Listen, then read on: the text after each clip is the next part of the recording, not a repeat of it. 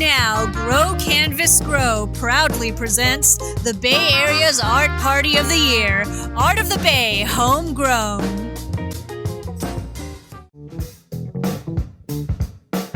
Starting off the show, an interview with the highly talented Addi Miyako, featuring her whimsical color illustrations and Botan tarot deck.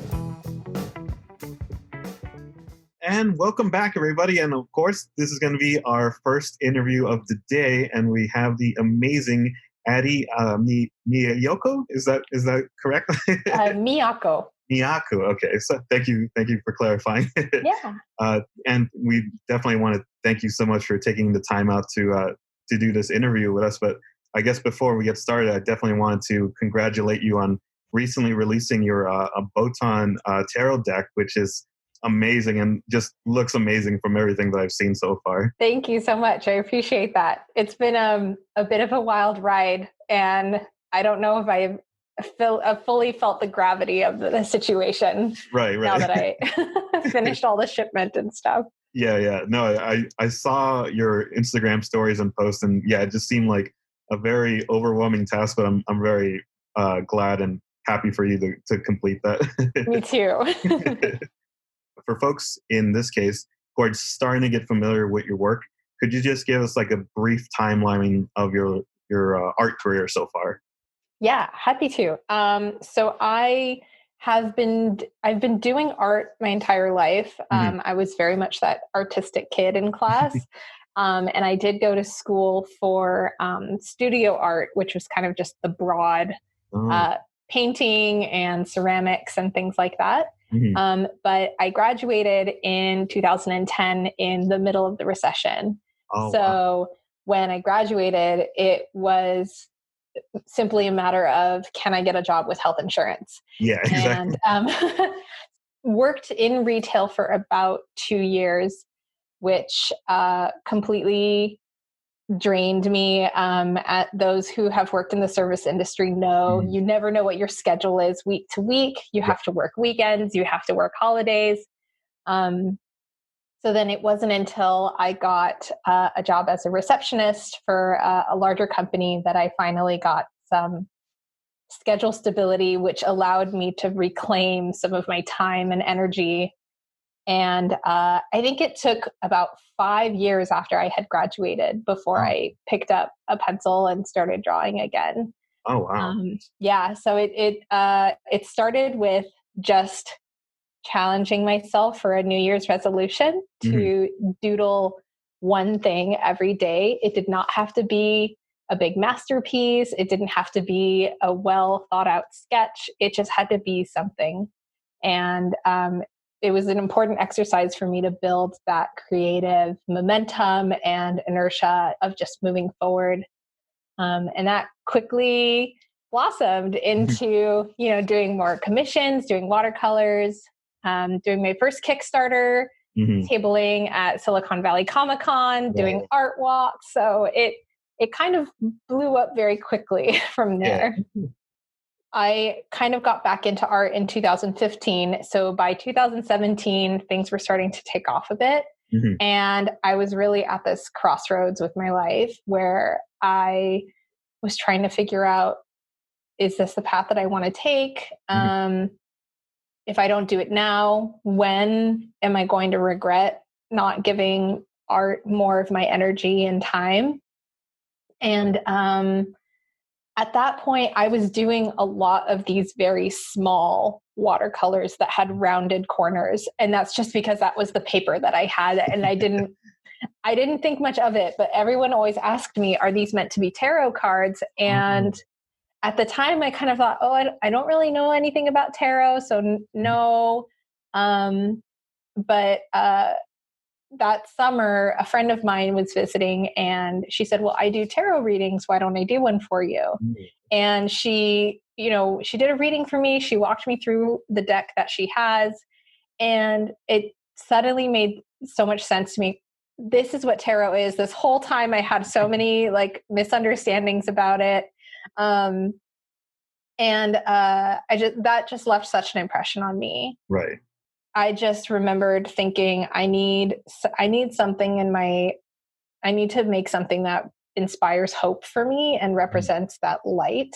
And so I ended up sketching and painting the sun, the moon, and the star, which are three like very recognizable tarot cards. Mm-hmm. And from there, I really just started painting them when I felt like I needed them. So I felt like I needed temperance, so I painted temperance. I felt like I needed strength, so I painted strength. And about halfway through that, people started asking me, is this going to be available for purchase? Right. Are you actually making a deck? So I did a version of the deck that's called a majors only deck. So tarot decks have two parts, the major and the minor arcana. Right. The major arcana is 22 cards. So I painted the first 22. Oh, okay. Launched that on Kickstarter with a very, very humble goal because I truly thought nobody's going to want this. This is such a niche, such a niche thing. But that Kickstarter, I think I ended up doing over 500% of my goal. Yeah. And, was able to produce the majors only version of the deck. Mm-hmm. And a lot of people, of course, then started asking, where are the minors? Are you going to do them? Right. Which is another 56. Yeah. Oh, wow.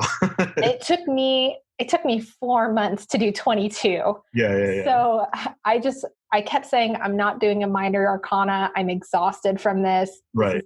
There's so much creative fatigue and I want to do something else. I want to explore something else. So no, there's not going to be a minor arcana. And then I think it was beginning of last year, I ended up finding the book of Japanese children's stories that my grandmother used to read to me. Oh, nice. And was flipping through it. It's beautifully illustrated in watercolor. And so it's no wonder that I found my way to watercolor as an adult. Right. And took pretty much all of 2019 to paint all 56 cards. Oh, wow. And then at the beginning of this year, launched it on Kickstarter as a complete deck. I hit launch at like 11:30 at night and went to bed. Yeah. Like, I just need to sleep. And then woke up to seeing, just the email notifications of like, you got your first backer, you hit your goal, you hit 200% of your goal. And it was, what is happening? I think it broke. Oh man. So yeah, the success was everything that I could have dreamed of. It also allowed me to make 2 different colors of the deck, which I never would have thought that I could do. Going back to what you said earlier about kind of like the watercolor being like the thing that always kind of drew you in and inspired you, were there any moments that while you were kind of trying to develop your own art style, did you have a period where you did try to do different mediums, like either like anime or abstract or even like 3D work, just to kind of just see if any of those different art styles kind of called out to you, or was it more that you kind of just stuck with watercolor and your distinct style? It's really funny that you ask that, because I mentioned that I studied art in school, and they actually didn't have watercolor at my school. And so I'm self-taught in watercolor, but because I studied Japanese, I knew how to do ink painting. And the art classes that I had to take in order to achieve my degree included, a lot of acrylic painting. The advanced painting classes, they were pretty much like, you just do your own thing and make sure you finish 3 paintings by the end of the quarter. But there was no formal, instruction for watercolor. The funny part about coming back to watercolor was that I did it out of spite the first time. Oh, wow. Because I was painting, my acrylic paintings were all these like ladies with flowers. And because I had just come back from Japan, I had learned about something called hana kotoba, which is flower language, where they use flowers to symbolize the things that they can't say. Japanese is very much about the unspoken as it is the spoken. Right. And during a critique, a professor called my work Hawaiian kitschy. Oh. And he was just like, I don't like this. It's too pretty. It's too soft. He was very much into like the very like moody, dark, grungy paintings that my peers were making. And he was not about my like lovely little flower paintings over here. Right. And I just remember being so angry when I got back to my dorm that I pulled out my inks and I had this like old watercolor set. And I was trying to emulate the fashion illustrations that I had seen in Japan. But I was painting these ladies that I thought were like these cool, like model / assassins. Yeah. And in my head, I was like, I'll show you soft and pretty. These are my little fashion assassins. And they go out and they will take care of any mean critiques that you have to say about my work. Right. And when it came down to a second critique, I brought those. But I didn't say what they were for. Yeah. And my professor loved them. He's just like, this is so cool. And I love the energy behind this. Wow. And I'm just sitting here like, yeah, I thought I would experiment a little bit. But I think what kept drawing me back to watercolor was that it is a medium that you have to work quickly with in a way. But then you also have to sit and wait. Yeah. You can't just like keep working it. You have to let it dry at some point. Yeah. Plus, I keep mentioning them very type A, very organized. And with watercolor, sometimes it does what it does. And you don't have control and you just have to let it be. The paint goes where it wants to go. Yeah. And it's a very good exercise for me, I think, just letting it be. What are some of your hobbies when you aren't creating a year's worth of work, I guess? It's funny when I saw that question in your email, I was like, what are my hobbies? I do. So I'm very lucky that my family is one of the arts. So I grew up, dancing and singing. So, even though I'm not doing any of that formally right now, I love just doing it for fun on the side.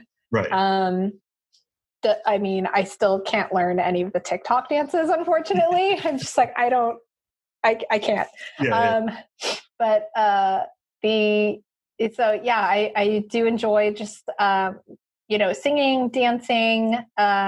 I wouldn't consider myself a gamer, but I do enjoy video games just on a very, very light level. I think I haven't touched my Animal Crossing in a few weeks since I got so sucked in with my Kickstarter. So hopefully my island isn't covered in weeds right now. And I also just really like watching like anime, movies, comic books, just kind of diving into those fantasy realms that I can draw further inspiration from. Nice. Any favorite movies? It doesn't even have to be related to like any art inspiration, but just like any favorite movies that you can always put on just if you either just want to relax or just have something in the background. It's always a Ghibli movie. I've seen all of them maybe 1,000 times, but I think there's such a wonderful way of storytelling in those movies that even if you're not like totally paying attention to them, you can still get the feeling from the narrative. There's also such a great like ASMR quality to the sound effects that they use in those films. Like when they're chopping cabbage, it's so delightful for me because it just reminds me of like being with my family and cooking together and stuff. So cool. So another aspect I definitely wanted to cover is your amazing jacket art. How did you start coming up with those? What was the inspiration to kind of to try them out and then eventually just start doing commission work for them? It started with I had purchased a denim jacket from a brand called Wuji, and Edward, the guy who runs Wuji, is a really cool guy. He's got all this really cool gear on there, but the jacket is a denim jacket, and on the back in what kind of looks like large marker font, it says "Make Art." And I bought that at the end of 2018 with absolutely the intention of it being my like 2019 slogan, "Make Art." Right. And I definitely wanted to customize it. I didn't know if I wanted to do like just cover it in enamel pins. I have so many enamel pins. Yeah. And at some point, I think what I ended up doing was taking a photo of it with my iPad and then in Procreate drawing around it to kind of draft a design with, flowers and a crow. And I started looking up, okay, how do I actually make this happen? Right. And I mean, thank goodness for YouTube. You can learn anything on YouTube. But I figured out how to mix the right paints in order to create this jacket. And it would be sort of my one hero piece that I could wear when I'm at events. It's like my super treasured item. And it was only for me. I didn't have to worry about somebody else liking it. Right. But it was just so much fun. It's so much fun to paint on jackets. And it's so much fun to like make one and then give it to the person and then they try it on. And just thinking that someone is out there walking around with my artwork on their shoulders, it's just a really satisfying feeling. Cool. So I definitely wanted to be respectful of your time. So I just had one more question for you. So throughout everything, and of course, I really have enjoyed this conversation with all the projects that you have mentioned. Has there been a few select that have been your favorite projects to work on? And if so, have they been either solo projects or have there been any collaborative efforts as well? The most obvious one that comes to mind is my Botan Tarot. And that one, definitely a solo project, unless you consider like my ancestors' influence as collaboration. Right. So, that one is a huge one for me. I've never done a project of that size before. And it's also been such an undertaking as far as like running a business. I thankfully picked up a lot of skill in communication and management through my, non-art jobs. Right. So I wasn't necessarily daunted by that, but it was just a lot of work. Right. And then as far as collaborative projects go, it's hard because I feel like I don't get an opportunity to collaborate a lot, especially now when we don't get to see people or like share ideas other than through email. One of the jackets that I did do was it was a commission, but I would consider it a collaboration because the friend who commissioned it for me, she was actually the same friend who did the tarot reading for me. Oh, nice. Who inspired the tarot deck. But so she's Filipino and she moved from California to New York. And she wanted this jacket that represented, her magic and her heritage. And so we were constantly bouncing ideas off of each other. Like, oh, okay, what if the jacket had this incorporation of the Golden Gate Bridge because you're from the Bay, but we also want the sun from the Philippine flag on there. And it was just a lot of like, mixing ideas together, and the energy was so good there. So even though it was hers and she gets that jacket, I would consider that project a collaboration just because most of the ideas were hers. Yeah. Oh, I was just executing it. Yeah. She was the director and you were just kind of like the actor acting everything out. Right. Oh, that's amazing. Yeah. I think that's always the rewarding part when you actually do have either a client or in this case, like a friend that you can draw that inspiration from. Thank you so much for your time. I wanted to see if you had anything else that you wanted to plug or mention before we head off. Yeah. So this is the number one question that I've been getting since I did the Kickstarter is if the Botan Tarot is available for purchase. I do have extra stock, like the boxes behind me. That's like not even half of it. Right.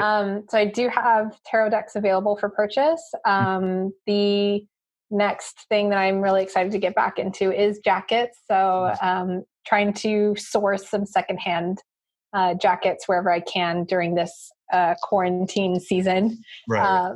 So I'm definitely looking forward to doing some more jacket projects. Awesome. Yeah, I can't wait to see what you come up with next, and definitely congrats again on your successful Kickstarter. And yeah, thank you so much. From everything I've seen, it just looks amazing. So I'm glad that you've gotten a great reception to it. Thank you. It is a piece of my heart. So I'm just happy that people are being gentle with it. Yeah. That's all we can ask for as artists. Right. It's like, it's a little piece of me. Please be nice. Yeah. Awesome. Well, thank you so much for taking the time, and hopefully you enjoyed this interview as much as I did. So yeah, it was fun. Awesome. Thank you so much, and hope you have a great day. Thanks, Nando. Bye. Take care.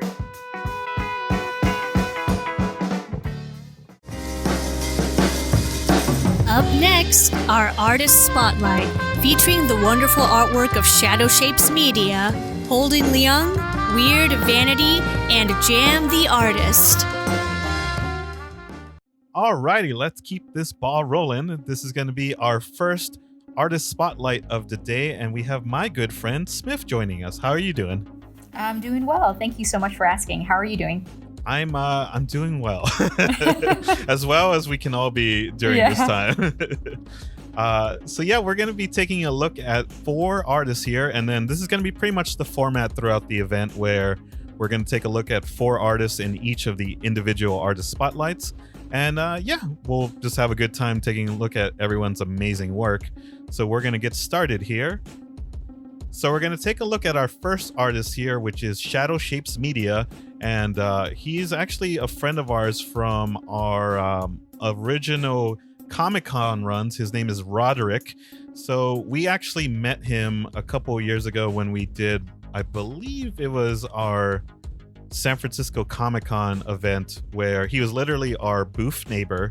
And yeah, his work was like, it was, for us anyway, it was pro and con just because of like how amazing it was. So the pro is that he's amazing, but the con is that a lot of people went to him. But yeah, as you can kind of see here throughout the segment, we'll kind of show some of his time-lapse video just to kind of give you an idea. But from what you see, you can kind of tell that his artwork is kind of more of that traditional comic book artist style. But as you'll see throughout the video here, that you'll see his different formats. But what do you think of the style so far? I think it's really beautiful, and you definitely touched on the point of like having it be very comic-like. I just just that video that you showed where he was just drawing that. God, I'm like at a loss for words right now. Yeah. I was the same way when we initially met with him at the different shows, because I believe we worked 2 shows with him, but the first time that we were like neighbors with him, it was the same thing, that he does these amazing illustrations and commissions during the show. So to me, it just blew me away to kind of just even watch him when when we were like kind of less busy during the show, that I would just go over to him and have a conversation with him. And during that time, he's literally just drawing what he was doing at the moment. Oh wow. He's really talented when it comes to just kind of multitask. I can never do that by the way. What's his medium? So that looked like just marker on I don't know, like a canvas or a piece of paper, or does he do like other types of artwork on different mediums? Yeah, he I think he's mostly focused on doing just traditional like ink on comic book paper or panel paper. But at the same time, he does do some digital illustrations, which I think you'll see here as well. But as you can see with the time-lapse video, he's mainly focused in traditional inks, or I think that's a brush that he's doing there. So as you can kind of see, the penmanship with what he's doing is insane, you know. I'm looking at this, and it looks like he's kind of just doing it off the cuff, and I'm just really blown away at how he can start drawing in basically one corner of that piece of paper, that like that square. Right. So yeah, just very, very impressive. Yeah. And yeah, like I forgot that these were in here, but as you can tell, he also does like acrylic paints as well, which is like if the standalone ink drawings weren't impressive enough, now you have like him doing these amazing portraits as well. That's amazing. When you were doing your own artwork, what kind of style would you say that you kind of preferred to do? So for me, I primarily focused on abstract, and my medium was with acrylic. I definitely wanted to go down the route of doing more watercolor, but that's something that I can't master. I'm not quite sure how to get there yet, and so I actually follow a bunch of people on YouTube, and I'm now wondering, like, does this guy have a YouTube channel? Does he have that would be really cool. I would be very interested in following this guy. Yeah, I know he from time to time he does like Instagram stories where he'll kind of do the same thing, where he'll showcase a lot of the time-lapse video like this. So I would definitely recommend to check out his Instagram page if you want to see some of his work in progress. Kind of what you were saying, I think I was on the same boat, where primarily I also kind of just focus more on abstract work, but when it comes to being able to do these super detailed illustrations, like I guess my creativity isn't there, you know what I mean? So I definitely give a lot of props and shout outs to artists like him that can really just go in there and, how you mentioned earlier, just start from one end to the other and just really just like know exactly what he wants to do at that point. Yeah, that's amazing. So actually, you just showed me that he had like some sort of binder with all this artwork. Does he have any books? Is he working on any publication with his comics? He actually is, yeah. So I forgot to mention earlier that he was a part of a kind of like a artist collective. What they do is actually pretty cool, where they kind of come up with their own individual stories. So they're like short stories. And then what they do is that they give the stories to each other, and then they draw it in their own style, which I think that's a really cool project in general. Cool. Where, like, so in a way, like, you're contributing either the story on one end, or you're contributing the illustrations that go along with those stories. So yeah, I think that's really cool. And I believe it's also still available on his website. So if anyone wanted to check it out, that collection of artist stories are available there. But yeah, as we kind of wrap up and before we go to the next artist, I definitely wanted to give him a plug on his shop, where you can take a look at everything there that we saw throughout the video, where you can see his comics, his illustrations, and then his online shop at shadowshapes.com. So if folks wanted to check it out there, the link is provided in the video as well. So definitely would highly recommend to check out his stuff. But yeah, as we're gearing up for our next artist, I think that's the thing that I always wanted to ask everyone who has joined us as a special guest, is like, what were some of the different mediums that you've done growing up? And as we're going to go through our next friend, Holden here, I think that's the beauty of this show that we're trying to do, is that to kind of show a different range of artists and like their different art styles, just because a lot of folks can focus more on comic book illustrations like this, but there's also people who do more like photography or 3D animation, and it's just crazy to see like the range of like how artists can go from one spectrum to the other, you know. So yeah, Holden is actually another artist friend of ours that we also met through the Artist Alley scene, and kind of, as you notice here, that he does focus more on the pop culture kind of inspiration, where he'll take some of the pop culture artwork and kind of do it in his own style. But I think what I like about his work is that he kind of focuses more on like the pen and marker heavy aspect of it. And very similar to watercolor, I would say, is that it's also one of those mediums where you can make a mistake here and there, but I think you also have to like know how to control like the marker as well, or else like it's gonna you'll lose control of it really quickly if you don't know what you're doing, you know.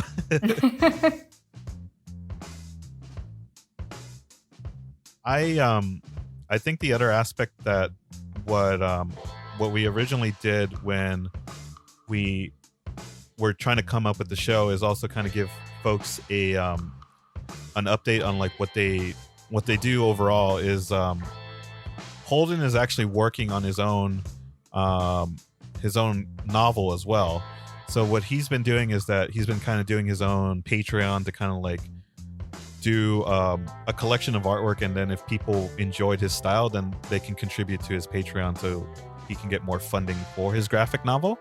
But what I really enjoy is that, yeah, like kind of how you see in the illustrations here, is that he does it where it's based on like popular characters, but at the same time like he does his own spin on it with like his own style, and also like kind of here like you're starting to see more of his trademark like his trademark look with the eyes and like just the like facial expressions. And I think that's what's really cool, is that even though that you're kind of taking from another property, you're kind of also putting your own spin on it at the same time. What would you say are some of your, like, before Shelter in Place happened, I guess, what were some of the movies, or I guess things that you were still able to check out before the world kind of shut down?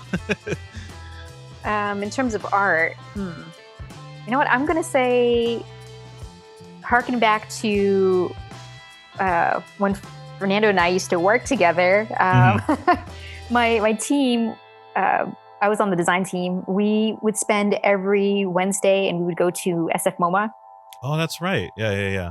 I think you were invited to a couple of them, but I think you declined a couple. You didn't come to any of our outings. I blame it on my manager at the time, probably. Yeah, I mean, it was at a weird time. It was at like a weird Wednesday, like at 4:00, and of course, like nobody was available. But that was kind of the only times I really was able to go and hit up museums and see what was on display. Right. Ever since then, I think I've just been looking out on the streets, essentially. Right.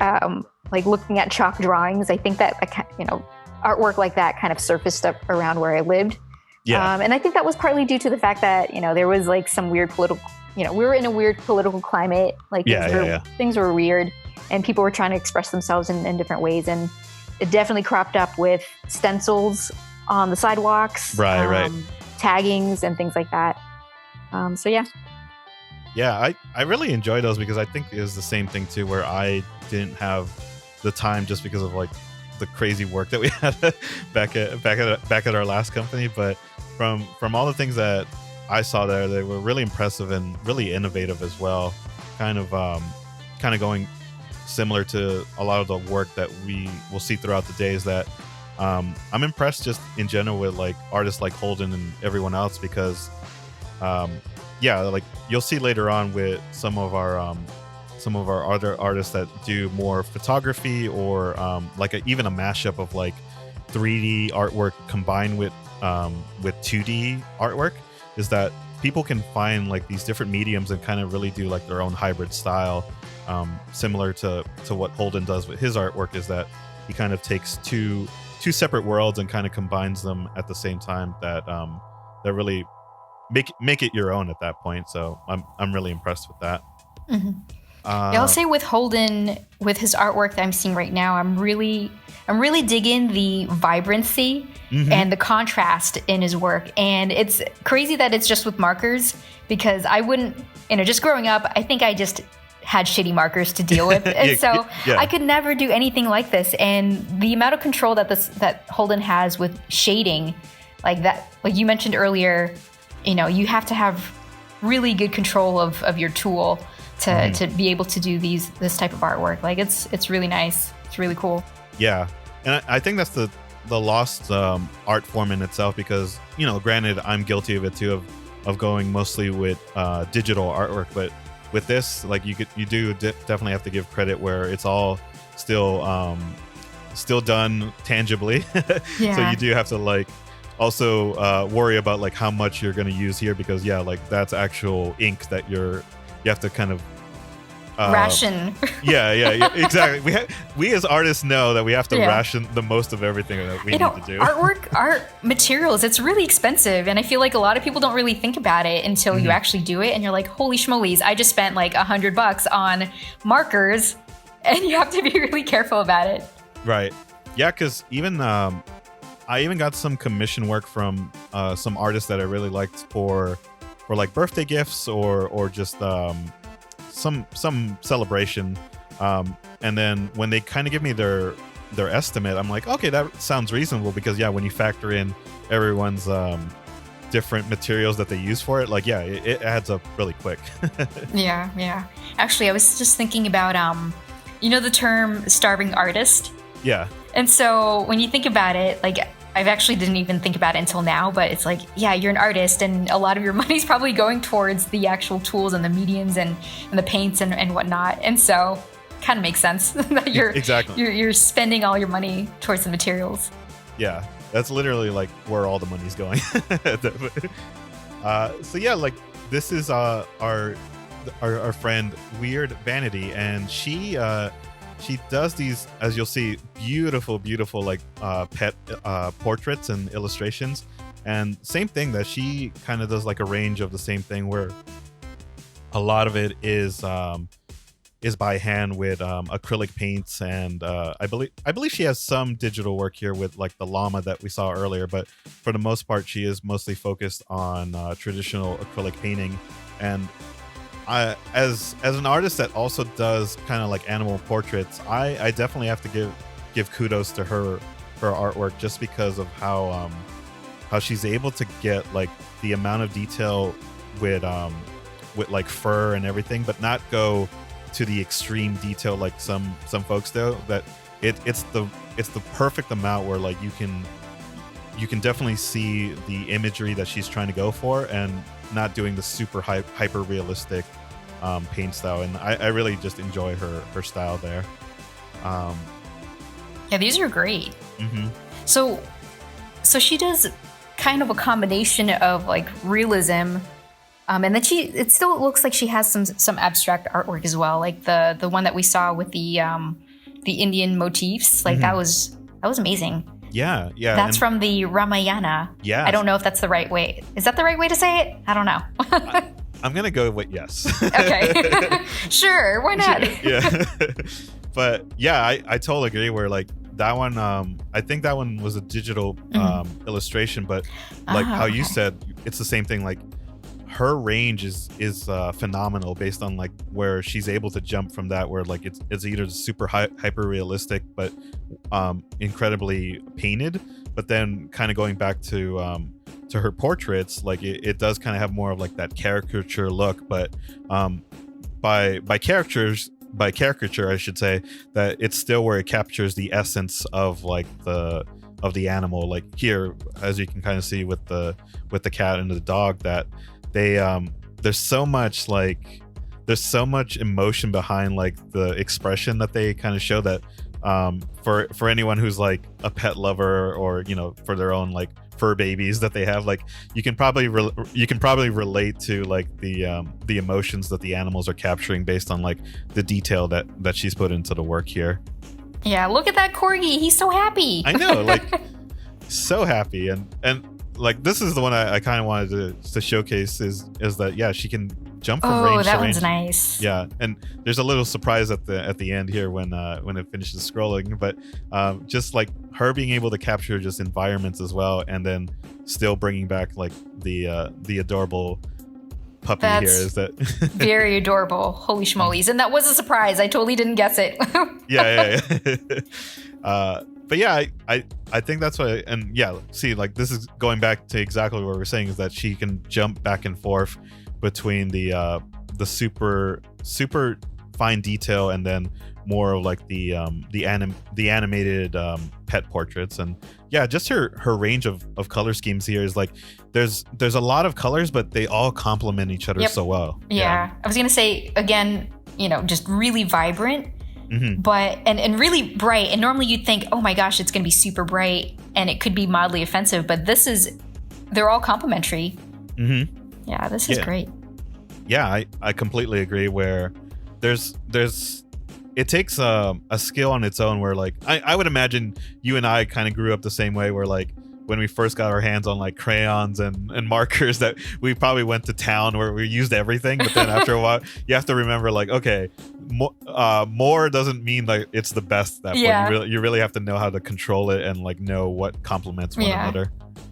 Oh, this is also a different type of style. This is really much different compared to the other ones.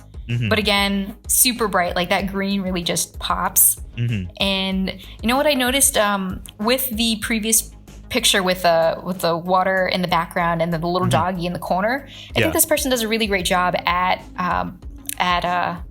perspective. And so and this one I feel like I walked by that place before. I wouldn't doubt it. I know you enjoyed the travel when we were still allowed to get out of here, but just walked everywhere in the city as much as I could. And like going back to this now, she's definitely using digital painting here, but as you can kind of tell based on her shading and everything, like she is just able to nail it down at this point where I think she's a jack of all trades here, where she can literally do it all. And same thing going back to her trademark. I should also mention I'm totally blown away by the artwork that I forgot to mention her shop, where she actually does also do if her artwork isn't amazing, also her charity is amazing as well, because whenever she does any of her custom pet portraits, she also does a portion of the proceeds go to different animal rescues. So like what more can you ask for at that point? You know, like she's already doing like such an amazing job, and then she's also giving back. So I can't compliment her work and her as a human being overall as well.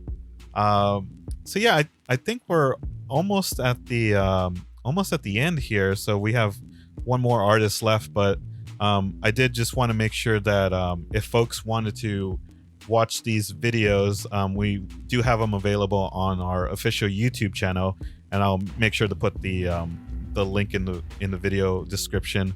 But yeah, you can catch all these artists if you want to go back and revisit them, or in case if you didn't get the link the first time around, you can come back and check it out to support them here. So yeah, we're gonna get into our last artist, which is JAMM the Artist, coincidentally. And this one is this artist is definitely probably one of the more interesting ones when it comes to like really developing their own art style, where he you'll see here in his pieces where like the consistency is pretty much there throughout his entire portfolio. And I really just love this style, and kind of going back to what we said with Weird Vanity, is that the color schemes that kind of go through these are just amazing, where like it's just so colorful, but the eye can kind of like focus on one item but still appreciate like everything that's going around them as well. So as you can kind of see here, he also does like these really large whatchamacallit, the word I'm struggling. Yeah, murals. you know, the big art wall. The big artwork that's on the street. Yeah. The thing you just said earlier.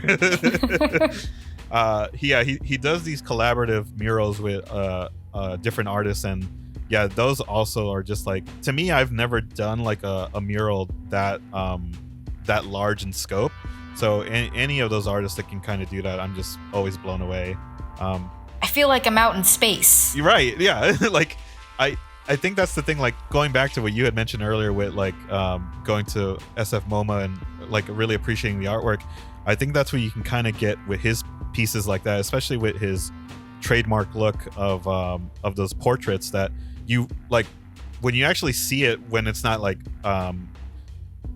sliding up and down like this, when you actually see the piece in its just still form, I think you really do kind of just get like that immersion of just like being in like an area like space, or just like being able to kind of just like transform yourself into that portrait.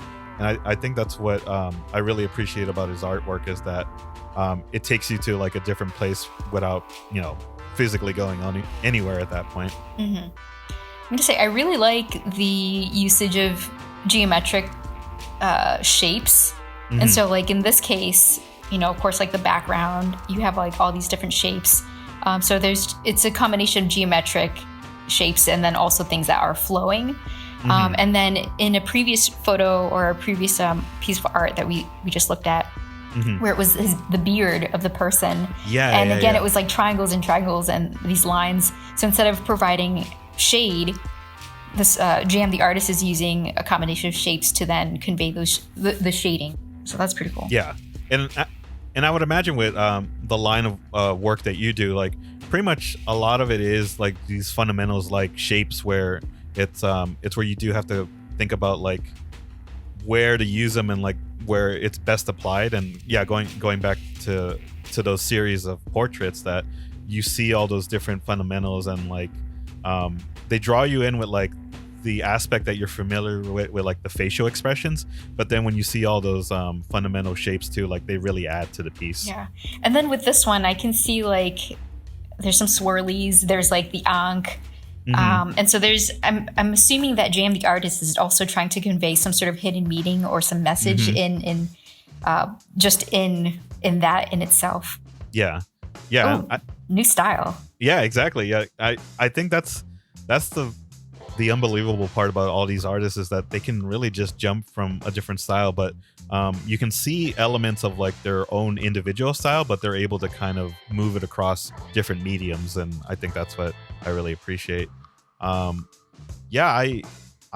pretty much blown away, and kind of how what you mentioned, I'm pretty sure like this is only like 50% of like the piece in itself, because I would imagine the same thing too, that there has to be like some meaning behind like each of these pieces, and then like the certain patterns that he's trying to convey here, like there's got to be like even another layer on top of it. Yeah, I'm just like going back to space, like that's where I kind of want to be at sometimes, just to kind of get away from everything. In this day and age, it'd be great to be in space. Yeah. Anywhere but Earth. Yeah. Seriously. And yeah, like here's another piece where like just kind of adding to the fundamentals that you added here, or that you mentioned earlier, that when working on murals like this, that yeah, it is that thing where like you just have to know how to use the shapes correctly when you're doing such a large piece, because that's what strikes you at first when you see it from like a distance. So sometimes artists do kind of get away too much by adding too much detail into like into just such a small space that it loses like its luster when you go from a distance. So you do have to find like that careful balance of like knowing when to use like larger shapes versus going in there with the fine detail. Yeah, like I think JAMM the Artist does a really good job at balancing between what do they call it, like the white space, the empty space. Sometimes it works, like in this case, it looks like it might be a mural. You know, the canvas is really big, and the message that this person wants to convey is coming through all the colors and all of this like thing, all of these shapes being intermingled. Whereas in the previous one that we just looked at, you know, you just have the single person, and then the background, it was like like a muted pattern. Right. Really draws the focus to the picture. Exactly. And yeah, I think that's what captures everything, is there. That he does give you that moment to kind of like take a step back and actually appreciate like the main focus of the piece. So unbelievable stuff. I can't believe that it's already over. So again, I really want to thank you for making the time to help us out here and review all these amazing art pieces from really talented artists. So thanks again, Smith, for of course. We really appreciate it, and yeah, we'll see you back in a couple of minutes, but thanks again. Of course.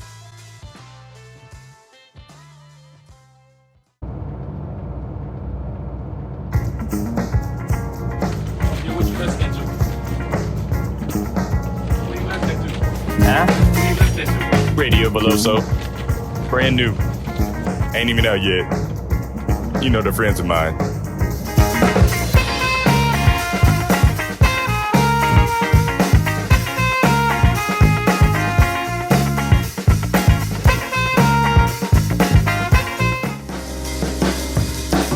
Special thanks to our friends Radio Veloso, one of the wonderful artists who provided music for today's event.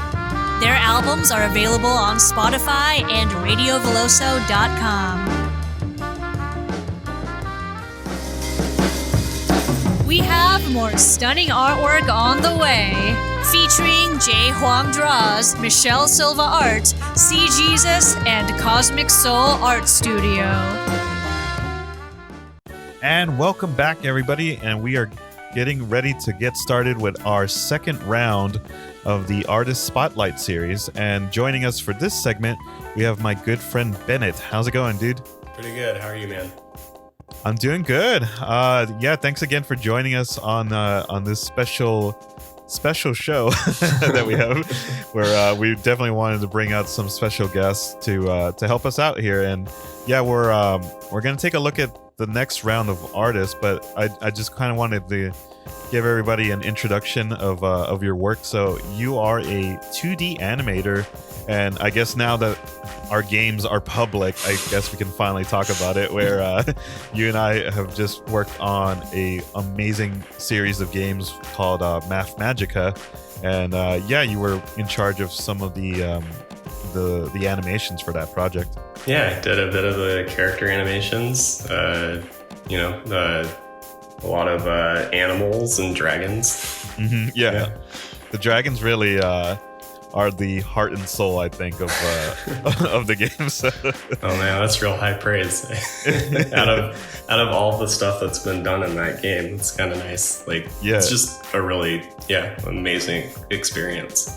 Awesome. Well, I think we'll get started. So we have our first artist, Jayhoangdraws, and he goes by Jay, but so I'll just do that so it's a little bit shorter. And yeah, he's a graphic designer who loves to do kind of like these mashups between like basketball and a lot of 90s theme pop culture references. So he did want to mention that he wanted me to mention that he currently has a commission going on where he'll take three of his Pokemon cards, kind of like as you see here. So he'll kind of tailor it to whatever you want to do. So he'll design like the description, the attack points, like the health points. So it's really cool on like, as you can kind of see here, that he'll do like these really amazing, like it looks like a legit like card. And I think that's what the beauty of it is, that he'll go in there and really custom make it to whatever design you want to do. And on top of that, yeah, this is kind of his trademark work, where he does basketball inspired art pieces, but as you'll see later on, he'll kind of dedicate it more where it's like kind of the mashup style with different themes. Nice. Yeah, this is great posing. Like, I really love just each drawing of a basketball player really gives off the identity of that particular player. Like that Jordan pose is really fantastic. These are great. I love a really fun little mashup of hip hop artists and their respective basketball teams. Yeah, exactly. I think that's the beauty of it, is that like there's a lot of the detail, kind of even with this one here with Dragon Ball and the Warriors, where the hybrid art is what I kind of like, where there's a lot of references between the basketball players, but it also stays true to the mashup itself. So with the previous one being with the hip hop artists, and now with the Dragon Ball Z one, like you can tell that it's a really good mashup at that point, where it's not steering too far from either property, you know? Yeah, totally. Like it feels loyal to what, what these particular brands are. Like, it's just a really fun concepts. Yeah. And especially since like the finals just kind of wrapped up, like I think it's like kind of the perfect time to check out this type of work with basketball and NBA related gear, just because with everything going on, like I think basketball has been a pretty good kind of escape during the last few months with the NBA. So with everything just wrapping up, I think this is like the perfect time to support artists like this that do like basketball art. And yeah, I also really appreciate his attention to form. Like a lot of the tattoo work on these illustrations are fairly believable, just because of how the tattoos sort of turn with the body. Like that last one of who is it, Post Malone? Like you could see the tattoos sort of really wrap around each arm. It's kind of a great little attention to detail. Yeah, I think those are the details that, like, even if it is just like a sticker design, it kind of just adds to it, where like it really creates the whole ambiance of like the detail of each player. And then he even does just like traditional ones too, where I think that's where, as an artist, you do want to make sure that you stay true to whatever your style is, but at the same time, like, still offer folks, like, if they do kind of want more of the traditional sense, like if they just want the basketball players, you know? Yeah, I gotta get me the name dollar one. Oh yeah. I knew you would appreciate this one of all. Oh yeah. Oh man, the drip. Yeah. So yeah, I really like how he really just kind of does go into different themes, where for me, like I'm not as familiar with like the current like hip hop scene, but in this case, like I totally can relate to like the wrestling one. So like he does a good job of kind of like covering every spectrum, which I think is what you got to do sometimes. Oh, these are fun. Yeah. Oh, yeah. So this looks like a series that was from the bubble, correct? Mm-hmm. Okay. Yeah. I think I'm kind of curious too, actually, how he does these custom cards, because they look pretty legit as far as like the printing on them, and then like the actual cut around the cast of the card. So really amazing job. Totally. So we're slowly wrapping up here with Jay, but I definitely wanted to give a shout out to his Etsy website, where you can purchase all these amazing items, and I believe he also has his contact information on his Instagram and Etsy, where you can reach out to him if you need to if you wanted to contact him for any of the commission work and for the Pokemon series. So I would definitely recommend it, and those would be the easiest places to check him out. But yeah, before we get into our next artist here, I did want to just plug the YouTube channel, where we are starting to put more of our artist interviews, and in general all these segments that we have here as well with the artist spotlights. So feel free to check out the links in the video description, and you'll be able to find our YouTube channel at that point. Cool. So yeah, we'll get started here with our next artist, Michelle Silva. I definitely want to get your feedback here, because the beauty of all these artists is they all have different mediums. So this one, her style is definitely more into the acrylic portrait art, where she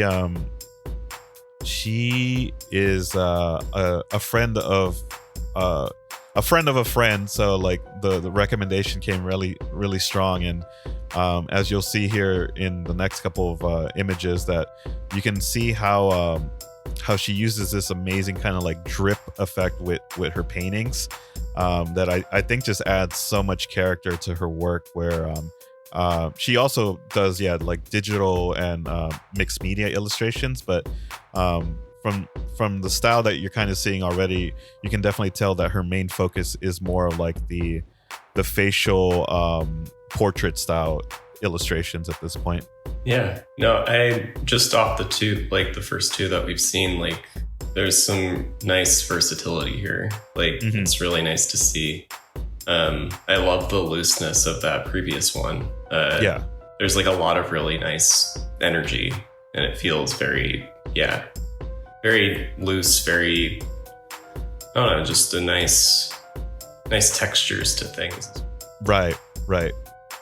Yeah, the thing I really enjoy about her work is just the emotion that she's able to capture with her facial expressions, that it really kind of does lure you in to kind of know, like, or I should say want to know more about like the characters themselves. Like they kind of tell a story based on their facial expressions, and at that point it does kind of make you want to know like more of like what's going on, or like what is kind of happening to that specific character.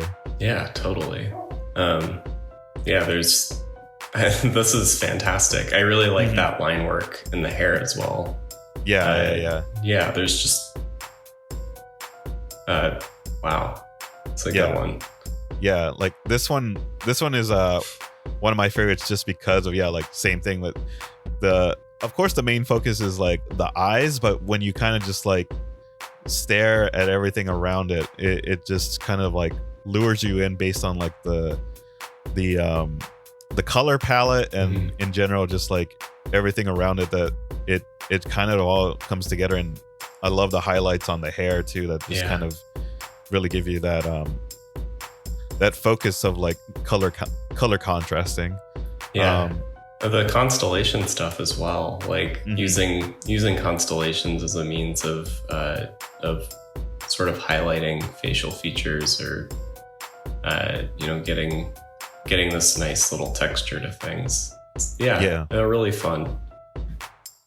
I did want to mention that she also has some of her work on her Instagram where she does these time-lapse videos. So you can, if you wanted to see how she goes about doing her process, I believe she has them on her Instagram stories, where you'll see like a time lapse, and it's really amazing to see like how she kind of gets started, and then adds on to the details with her paintings here. That patterning is beautiful. Yeah, I like that a lot. She also has these masks available on her Redbubble account as well, where it's similar to the work that you've seen already, but she also does kind of like these flowered designs. So I think they look really amazing on like masks, just because it kind of gives you the detail of the flowers, and it's one of those things that you're able to read from like a distance or close up, and I think that's what really works, you know. Yeah, it's lovely. Ooh, like that. I think that's what I really like about her work, is that she's able to kind of jump into different mediums, as you can kind of see here, with more like a marker watercolor look here, that as captivating as her acrylic work is, she's also super talented with the other mediums as well. There's an expertise with a wide range, which is really great, and it really shows in like, even though it's similar subject matter, you still get a lot of different sort of expressions, a lot of different sort of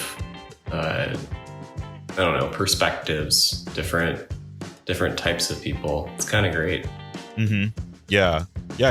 Easily, like this kind of lined up perfectly.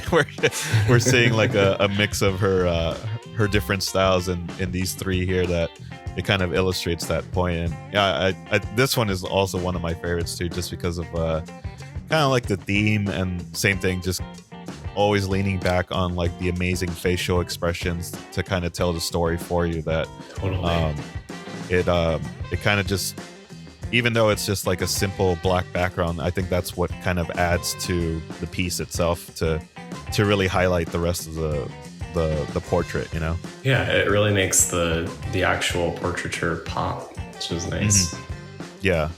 Kind kind of wanted to get your feedback on some of the art principles that you probably learned in school. Like what would you say kind of throws it back in that sense, where using the fundamentals from school to do these kind of portrait pieces. Like my friend and I were talking about anatomy being like such an important part of just like being able to kind of craft your own style, but also to stay in the realm of like anatomy proportions, you know?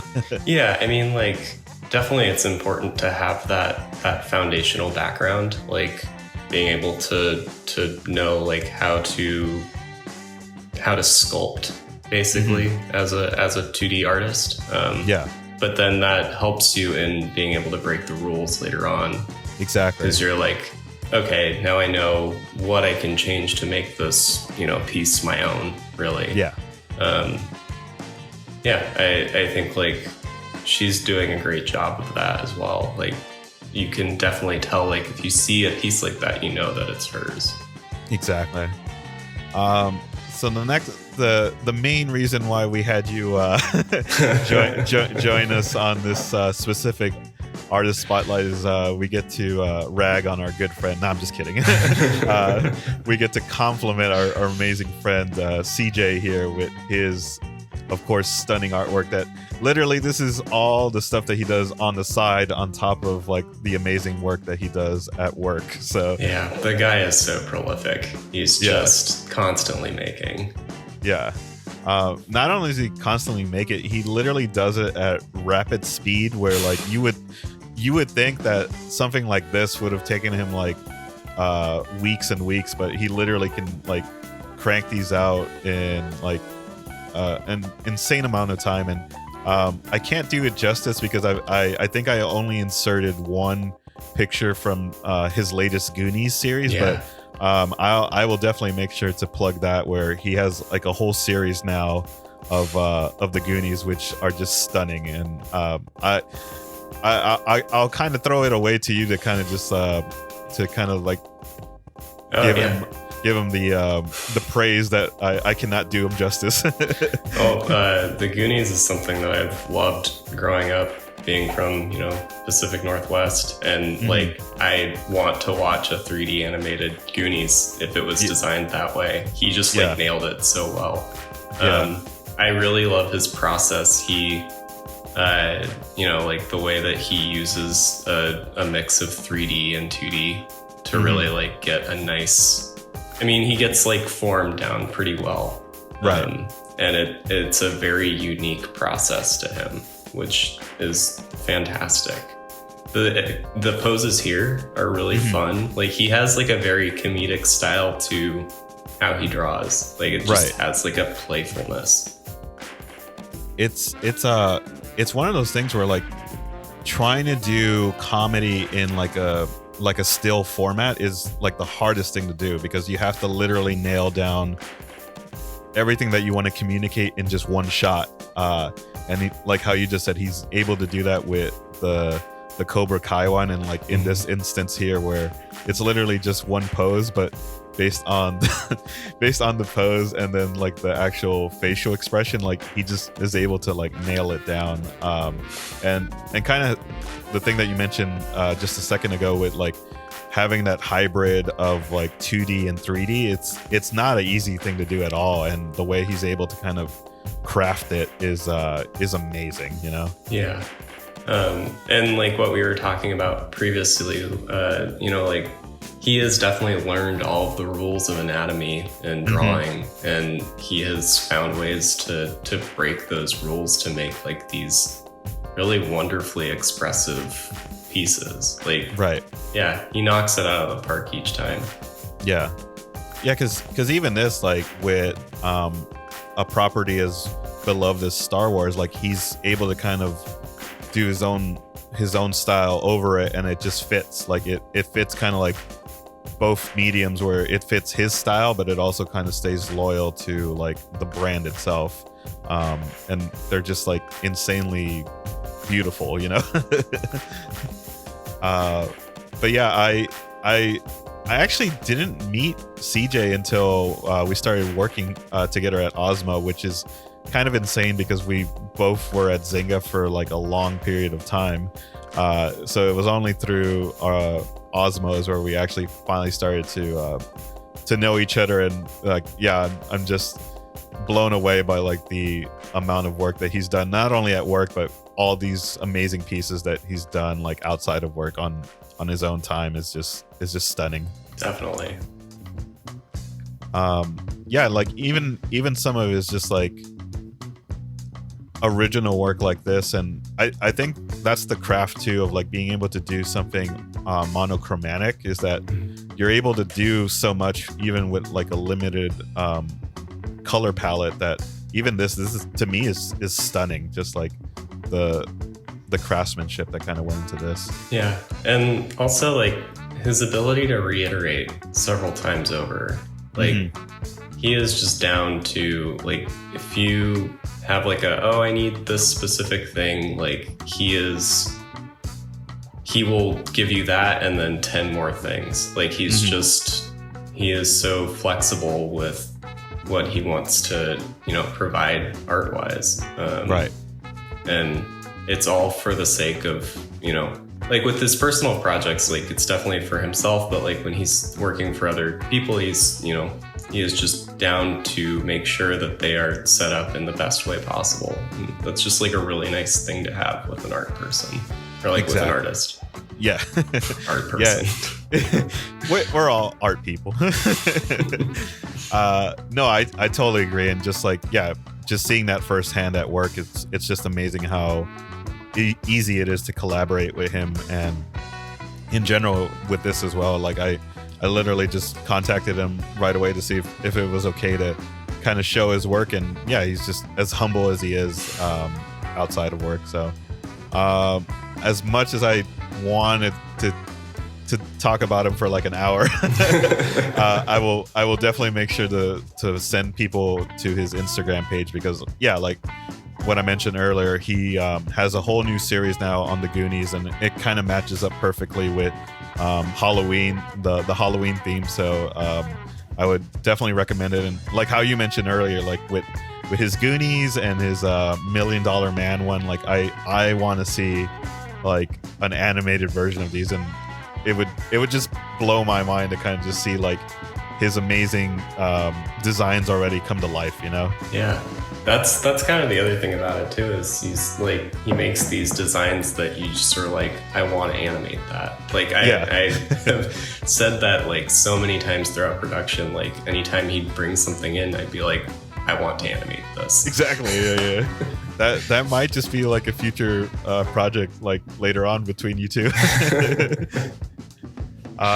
So yeah, we're kind of nearing the end here, where we're gonna come to our next artist, CosmicSoul Art Studio, but the artist's name is Dre, and she, as you mentioned, like as I mentioned earlier, that all these artists all have like their own distinct style, and that's what I kind of love about the show, where she is definitely more on the traditional sense of of more of these landscape watercolor pieces, but she also kind of does these physical tangible items where she paints on physical objects as well, as you'll see later on. But what I love about this style of work is that for landscape and kind of just like more environment art, that it does kind of make you a part of that scene.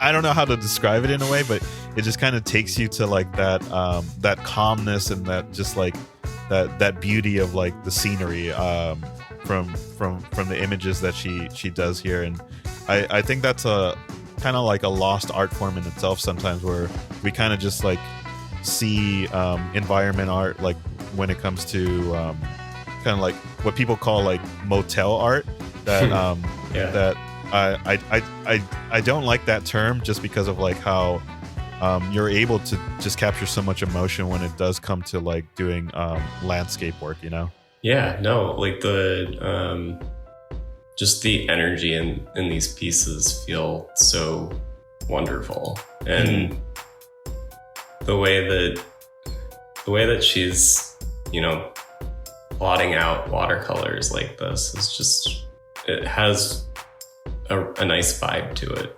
Mm-hmm. I'm blown away by this. This is just amazing. Yeah.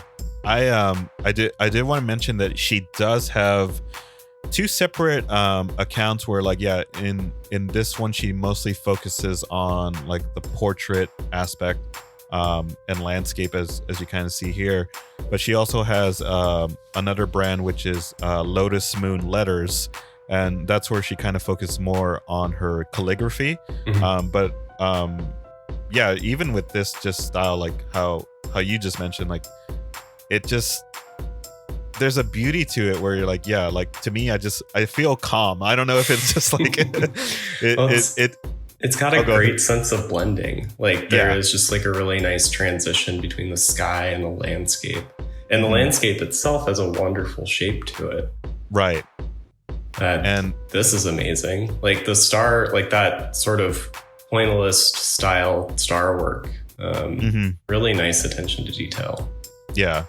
And yeah, like how I mentioned earlier, like she does do these tangible items where she'll paint on like wood and everything. And to me, I don't know about you, but like I think I'm only good at like the traditional sense of like being able to paint on watercolor paper or paper. So whenever people can paint on like a tangible item that's like not a traditional shape, I always have to give them compliments, because it people think it's just like an easy thing to just be able to transform and jump to a different physical item, but like it takes a lot of craftsmanship as well to kind of adjust to the different formats, you know?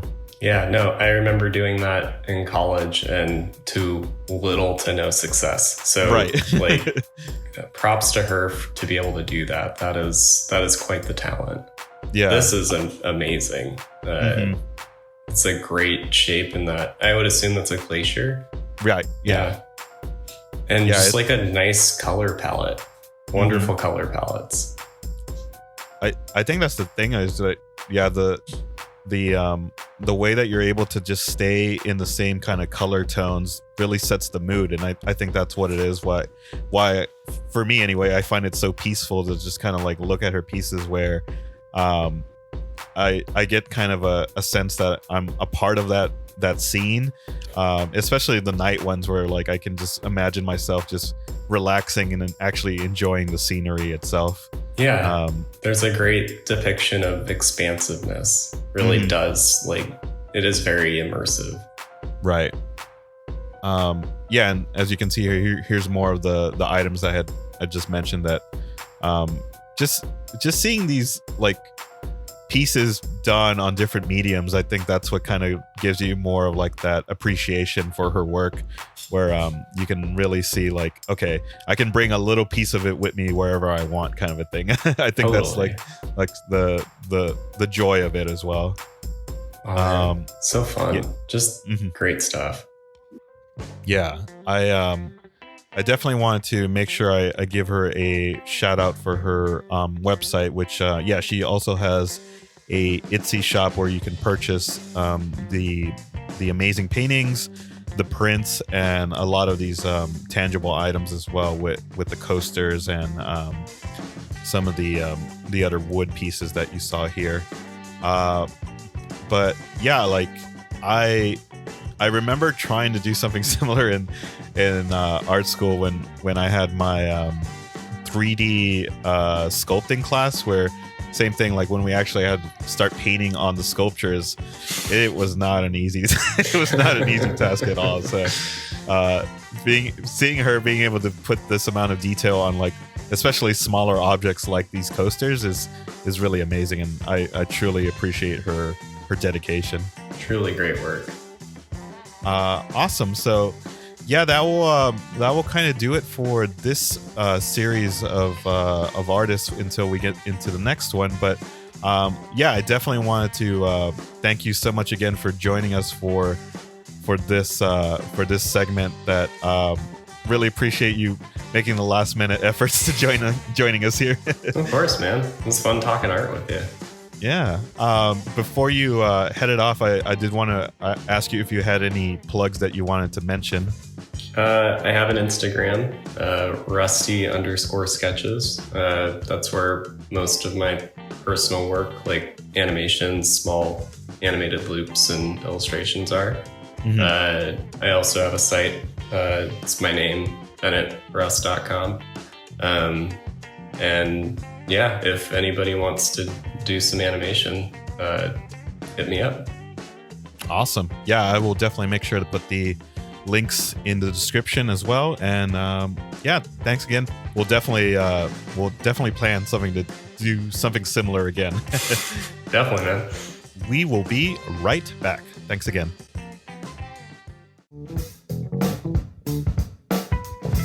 Up next, an interview with the animated Arvin Bautista featuring his latest YouTube series, Comics Ran.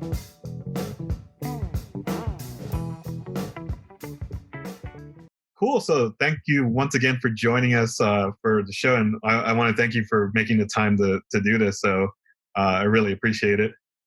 Oh, thanks for having me. Yeah. So everyone, this is Arvin Bautista. He's a good friend of mine the last few, I want to say probably like the last 10 years or so, which I can't really believe, you know? Oh man, it has been that long. Yeah. Yeah, dude. That's a long time. So yeah, I definitely wanted to congratulate you, of course, on your new YouTube video series, Comics Rant, and especially with your ongoing comic book series, The Bomb Squad. So I definitely wanted to make out the time to go over stuff like that. Yeah.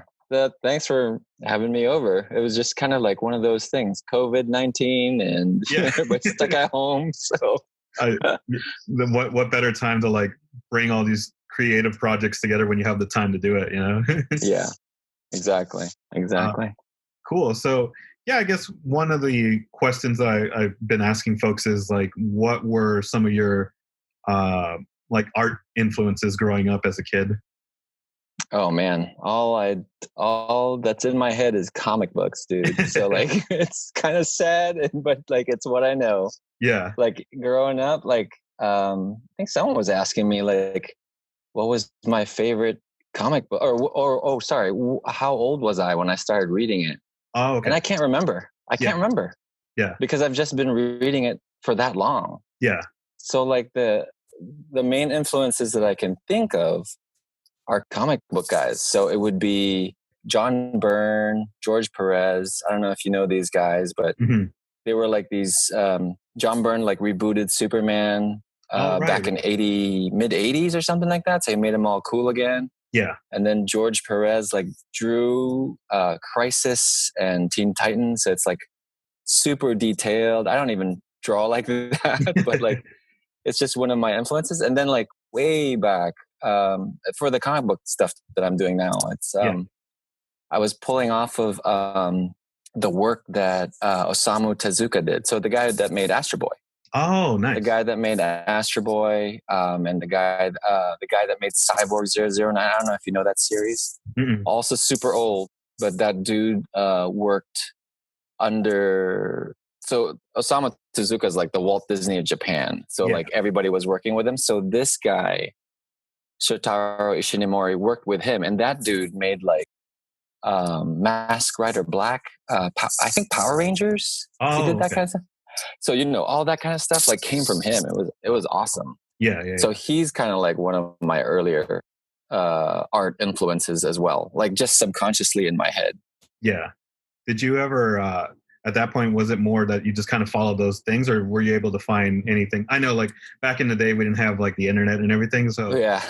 how did you go about like getting more information about his work, or was it more just following those things? Oh man. So you know, a lot of that stuff I didn't even know, you know, like, I just, Astro Boy was cartoon. So I would just watch that, and I didn't, you know, when you're a kid, you kind of don't know people's names, like the specific artists of doing this kind of stuff, but then you kind of know what their stuff looks like. Yeah. So in comics, I think it was easy for me to like, you know, open a book and I'll be go, hey, this is the guy that I like. And then, you know, the older I got, then I'd look at that who drew it and who did that stuff in the book itself. So then I'd start recognizing styles. So maybe that's kind of like what drew me to comics. Oh, okay. Because I could see like, oh, this guy drew it and that guy drew it, or I didn't like this guy and all that kind of stuff. Yeah. And but the older I get, then I'll still have some of those comics. So then I'll look it up and then I Google up some of these people. And I gotta tell you, social media is so awesome. Like, I tracked some of them down on Twitter. Oh, wow. Like, I'm like, hey, I'm totally nerded out on these guys. But they're like, they're just normal guys. So they totally loved it. They would be like, hey, thanks, and, you could talk back to these guys, or they would talk back to you. They would respond. And it was just so awesome. With some of the folks that are just getting familiar with your work, maybe you want to give us like a brief timeline of like your art career overall, like. My gosh, Fernando. That's good. Let's see. So I've been in the industry for like 20 plus years. Mm-hmm. I started in games. So I started in games, I think a year after I was doing commercial animation.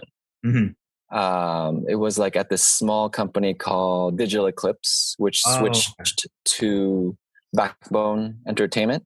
Yeah. And then it got absorbed into this big umbrella company called Foundation 9. Yeah. But that place was cool because I was there for like 10 years. It was a long time, 10 or 11 years. Yeah. But they were doing Game Boy Color game. Oh yeah. So that was awesome. Like, and I love games. Like, that's the thing that I kind of love. That's my other passion is games. Yeah. And so it was fun to learn like why things look like that, or why their colors are so low, or why is it so low resolution. Yeah. And I cut my teeth there, and that was a lot of fun. And then that's when I moved to Zynga. So Zynga was a whole different world. It was a whole different breed of games. I thought I would know what it was. But, when you go there, it's a totally different thing. It's like Facebook games, we were on Cityville. So Facebook games, live games, I didn't know what that meant. I had no idea what that meant at that time. Like, I was like, what does that mean? Yeah. But, it's kind of crazy because then there was always content that we would have to pump out. Like it was, I think, 3 times a week, or it wasn't like 3 times a week at one point. Yeah, when it was at its peak, there was like literally like 3 or like a daily release every day. So it was just daily, which is insane. Yeah, it is insane. And but it was great. It was a great experience. And then after that, I worked at Achille Interactive. So I knew someone from Backbone moved over to Achille, and it was like I didn't know what it was, but it was like. Games as medical treatment. Oh. So, which is kind of crazy. So, and at that point, when I was looking, I didn't know what that was. Yeah. Like I just wanted a contract with them. I wasn't looking for like a permanent job. But it ended up to be one of the better places that I've worked at. And then that company released the world's first like FDA approved video game. Oh, so that's a plus. Yeah. What was that game? So it can, it's called Endeavor RX. And it's, they've been doing studies to see how games can treat people with ADHD. Oh, that's cool. And compare that with drugs. Right. And it's pretty amazing. Like, while I was working there, I had no idea what was going on, right? It's all like science. But for a good cause. And they were able to quantify like the effect of playing this type of game. Basically data science. So it's basically like Zynga, right? Yeah. They would look at the data and they could see that it actually did help people that had ADHD to a certain degree, right? Right. Yeah, I know that you just started doing the Comics Rant YouTube series. So how did that come about? Like, I know obviously like the main reason for a lot of these projects that we've all been doing is because of the current situation, but has it always been like an idea or a concept that you've been wanting to try out from before? It has not. So this is like super recent. This is literally during quarantine that or shelter in place. Quarantine sounds horrible, but it's the same. It's the same thing. Yeah. But a friend of mine, he has an Indiegogo campaign. He has a couple Indiegogo campaigns. He uses it to kind of interface with the people that are backing him. So he'll do live streams, and he'll do paintings of his stuff, and people can take a look at it. And he told me, so we went to school together. We went to college together, and we both love comics. We love comics. It's like in our veins. So he was saying, like, he liked being able to interact with people in this way. And he said that, these channels, like for him, it's self-promotion, right? At the end of the day, it's self-promotion. It is what I'm doing. But he was saying, like, because it's like kind of what we liked as fans, right? Like, we're just talking about, like, if I got to meet my influences, like in a convention, I'd be wigging out, it'd be awesome. It'd be the best thing ever, right? Yeah. So he's saying, like, that's kind of like how it is for him. Not like we're like big stars or anything. It's just that we're able to talk to the people that like our stuff, or, we can put our stuff out there and people can interface with us and try to make it as easy for them to interact with us. Right. And that's a big deal. Like, that you can do that. And at the same time, so the plus for us is he's saying, like, okay, there's some YouTube people that just do their thing and that is their livelihood, right? That these channels, right. That you get like all these likes and subscribers and so on. And it's great. It's awesome. Right. But for us, we can do that too, but we also have something to sell. Yeah. Right. So at the end of this episode that I just did, I actually worked on something, like, for me personally. Yeah. And I think that was the draw for me. Definitely to like try to get my stuff out there in video form. But I've always liked process stuff, just in general. Like, I like process stuff. Like, I like seeing other people's process. I don't care if it looks ugly. Like, it's fine. And to be able to get something out at the end of that is also like so like YouTube, right? Your presence has to be there by like putting out videos every week if you can, or as frequent as you can, blah, blah, blah, blah.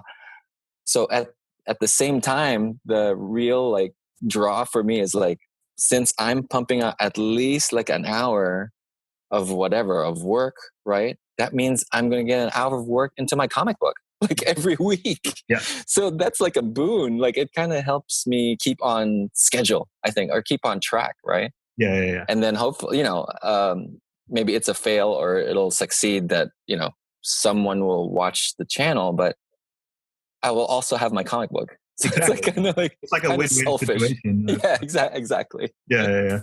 Awesome. So one last question for you. So I know this is probably very open, but from everything that you mentioned, what would you say is either your favorite or some of your favorite projects that you've worked on throughout your entire art career? Okay, so I had to think about that for a little bit when you sent me that question. So there's multiple things, but I think they kind of like they kind of touch on different aspects that I liked. So one is like, I did an illustration. It was just for this gallery, or it was supposed to be for this exhibit about I think, sounds morbid, but like what your depiction of, or what your belief is about the afterlife, or about life and whatever was after that, right? So I'm Christian. So the piece that I did was this person. It was kind of like this stylized person that was kind of, and then he was like in a crowd of other stylized people that had like these big backpacks. Yeah. But he had let his backpack down, and then he's kind of like reaching up like this. and then in the background, I kind of use a negative space. So they're in a forest, and the negative space forms like this hand that's kind of reaching down. Oh, okay. And to me, that was like my way of showing that, at least for Christianity, right? Like it's God reaching down to people, and you can cast your burdens off. And I liked it because it was so hard for me to figure it out. Yeah. I don't know if that makes sense. It was like, I didn't even make the deadline for that exhibit because it was so hard. Like I couldn't do it. Like it was like this mental block in my head. Like, how do I show this concept? Like, you know, I hadn't arrived at it. I guess it was so heady, you know, kind of like, you know, how do you depict like your faith or after, what do you do? It's so big. Like it could be anything. Yeah. So I actually drew it. I think I started doing it in ink. Mm-hmm. And it just looked bad. It just didn't look like anything like that I wanted. It didn't look like anything I wanted. Yeah. And then, so I missed the deadline, and then, you know, I kind of abandoned it. And then after a while, I went back to it. I just had to do it because it was just an idea I wanted to do. Yeah. And I ended up doing it digitally. Oh. Okay. And it came out much closer to what I had thought about it that it would be in my head. And now it's actually one of my favorite pieces. I think because I struggled with it so much. Right. Usually, you know, you'd hate something like that, but you know, like, it's like, you don't want to like have to, like, you would think that the typical answer would be like something that came out so effortlessly. Exactly. Yeah. And it's so awesome, right? This one was so hard, but it was just so good for my brain to kind of try to wrestle. Did you have any plugs or shout outs that you want to give out before we head out? Oh, probably just check out my YouTube channel, Comics Rant. And I'm on Instagram under Biggedy, Biggedy. Yeah. But that's pretty much where I'm on. YouTube is mostly my thing right now. I'm trying to get that going. There's a link to get the comic books, which is the Bomb Squad. Mm-hmm. And those are also on sale on this site called Indie Planet. Oh, okay. So I think if you do a search for the Bomb Squad on indieplanet.com, you'll find it. But if you just go to my channel, the link's right there. So if you guys want to support me that way, that'd be pretty awesome too. Awesome. Yeah, and I'll make sure that all the information is throughout the video and everything. So I'll make sure to copy over those links and put them on here. Awesome. So thank you so much again. And this was a lot of fun. And yeah, hope we can do it again soon. Yeah. Thank you very much. Awesome. Take care, dude. Bye.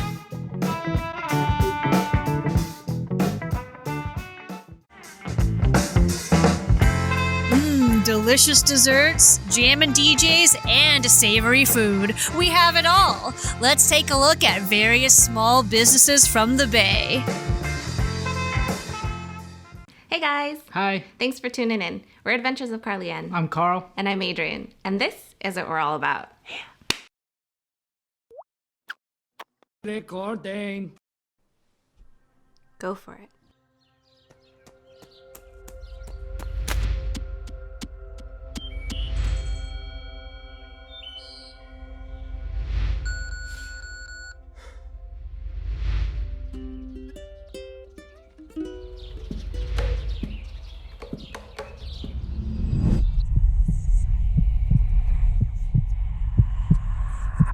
It is that simple. Life should be an adventure, and we strive to inspire and encourage you to welcome change and just take the leap to pursue your passions.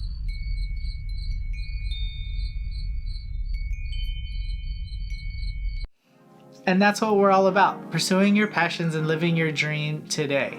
Right now, we love sharing all our experiences, whether it's something we've been passionate about, I don't know, since the beginning of time.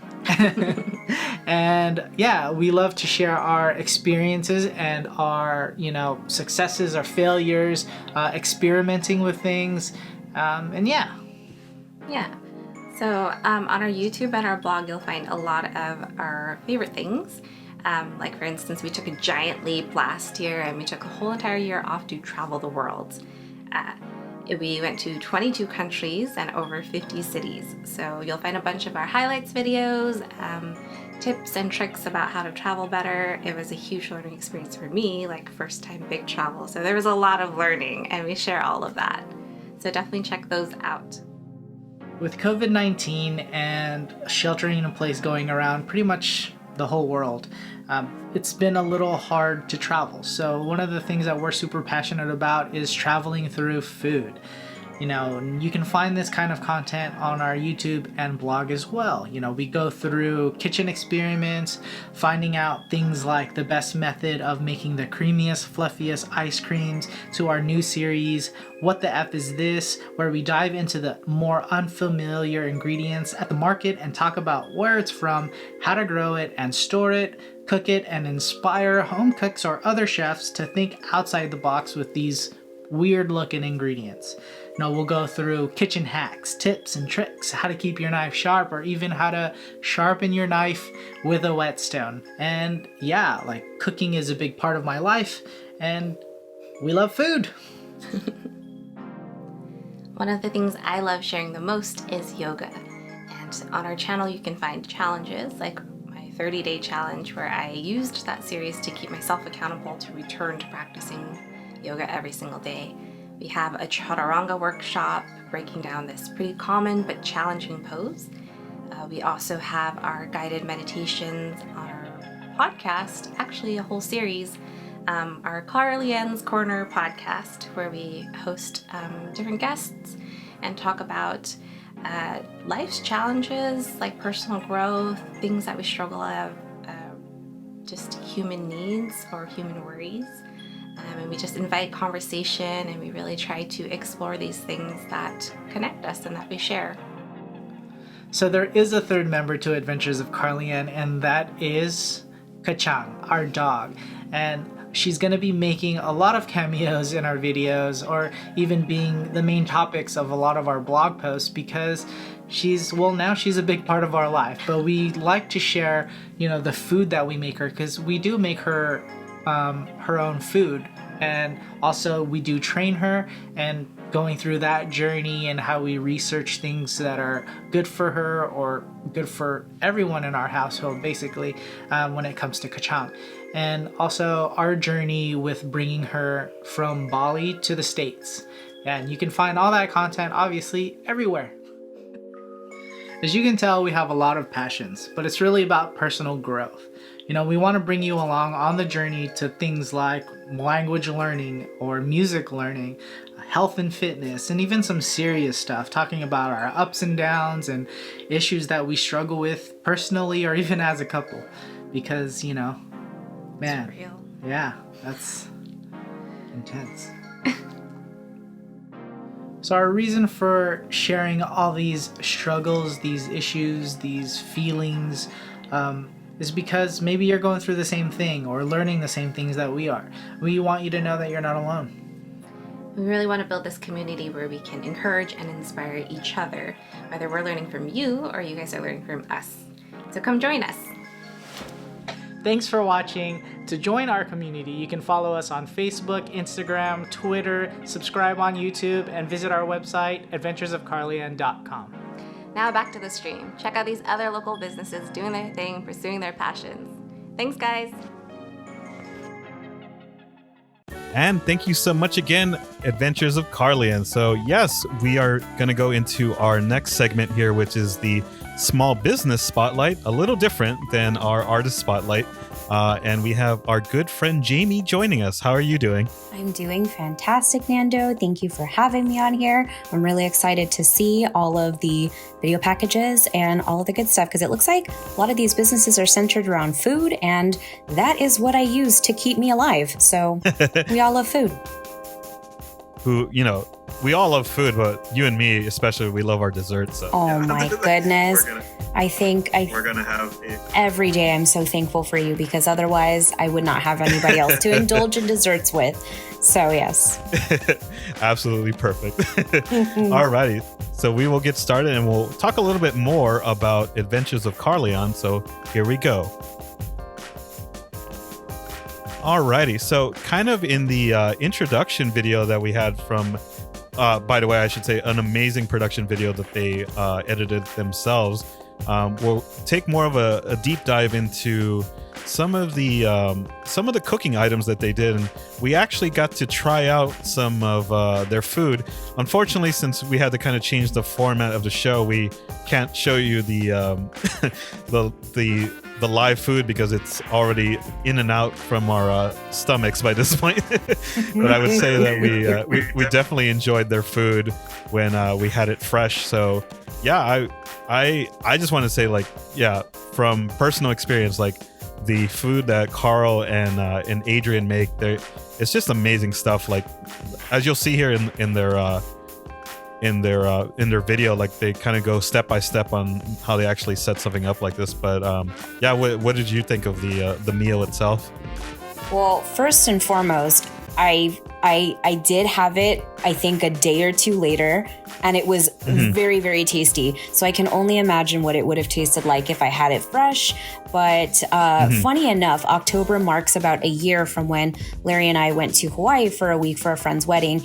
And I got to tell you, I have been craving authentic Hawaiian food for a while. So when you told me that you had some Loco Mocos for us to try, I was like, oh man, the craving was hitting. But yeah, I got to say, when I ate it, I was like, oh, this hits the spot. The mac was actually my favorite just because in general, I'm not the biggest mac salad person, but this one was really, really good. So very, very thankful, very tasty.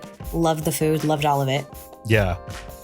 No, a funny story about that is that I think my brother-in-law isn't the biggest fan of mac salads as well, but since he didn't eat his, like, my mom actually ended up eating his just because, like, how much she loved the mac salad. She liked it a lot. Oh my god, it's a good one. Yeah. I love the flavor. It's a very it's kind of a unique mac salad. It's not really like the ones that you kind of get from other Hawaiian eateries.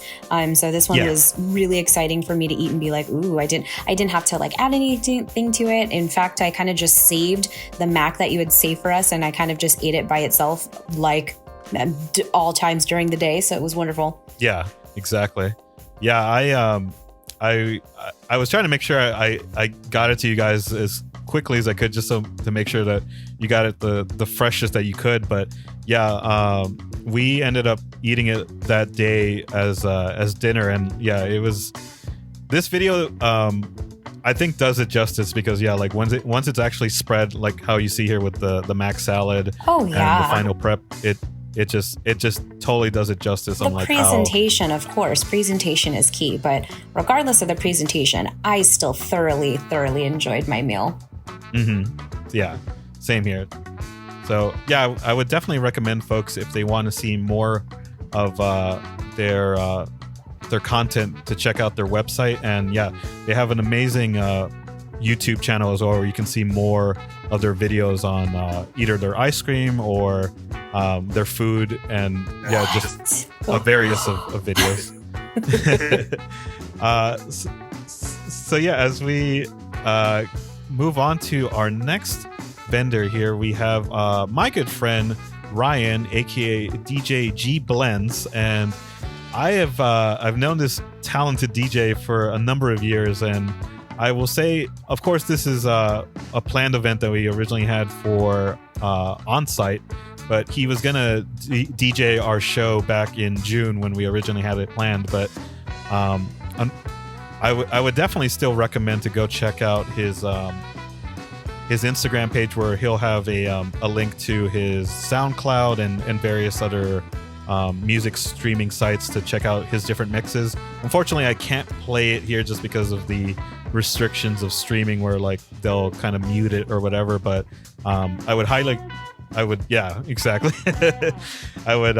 recommend folks to go check it out, just because the style of his music is really good, and whenever things get back to normal, I would highly recommend him for any bookings at that point.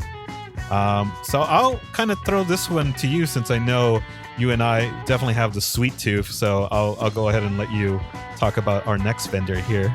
Of course. course. So next up we have Hayward's finest, the Cupcake Shoppe. Now they used to actually be off of Santa Clara, so right off of Highway 92, until they opened up a much bigger pop-up shop in downtown Hayward and B Street. Now I can't even tell you how long I've been going to them for their decadent cupcakes, cakes, desserts, and then more recently they have banana pudding that seems to sell out every other week. Oh my God, so delicious. But I do know that, I don't remember the year specifically, but they were featured on Cupcake Wars, where they did make their famous, I believe it's French toast bacon or something with bacon, but it is one of their specialty cupcakes. It's the one that people go to the most and it sells out. And yeah, I can't say enough about the Cupcake Shoppe. Definitely check them out because they do a lot of custom cakes too. And then for all of the adults, they also do boozy desserts. So they're very, very multifaceted. Yes, very, very multifaceted. I will have to say during this quarantine, they were one of the businesses that were fortunate enough to stay open and kind of supply the Bay Area with a bunch of goodness, because in this day and age, it's a little bit strange. So there's nothing that you can really do except treat yourself and take care of yourself. So there's the famous banana pudding. Oh my goodness, let me tell you. Yeah. I personally, and remember, Nando, I brought some over to you. Great stuff. That's right. Yeah, it's even hard to watch this video just because now I want salivating. more. I was actually salivating. That was definitely another item that we were going to have available at the show too, just to kind of share this amazing tastiness with everybody. Yep.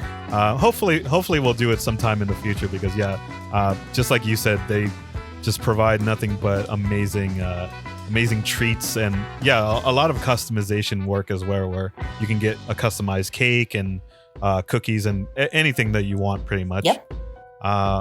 So the next vendor that we have here is the Big Bad Con, which is also in the same situation as us, where they originally wanted to run their latest con earlier this year, but unfortunately with everything going on, they had to postpone it until next year. But what they do is actually pretty unique, where they have a show every year where it's a lot of board games and different type of games that you play throughout the whole weekend, I believe, where you with a lot of these role-playing games, you start off at one point and you can play it all day, and it leads into a different session.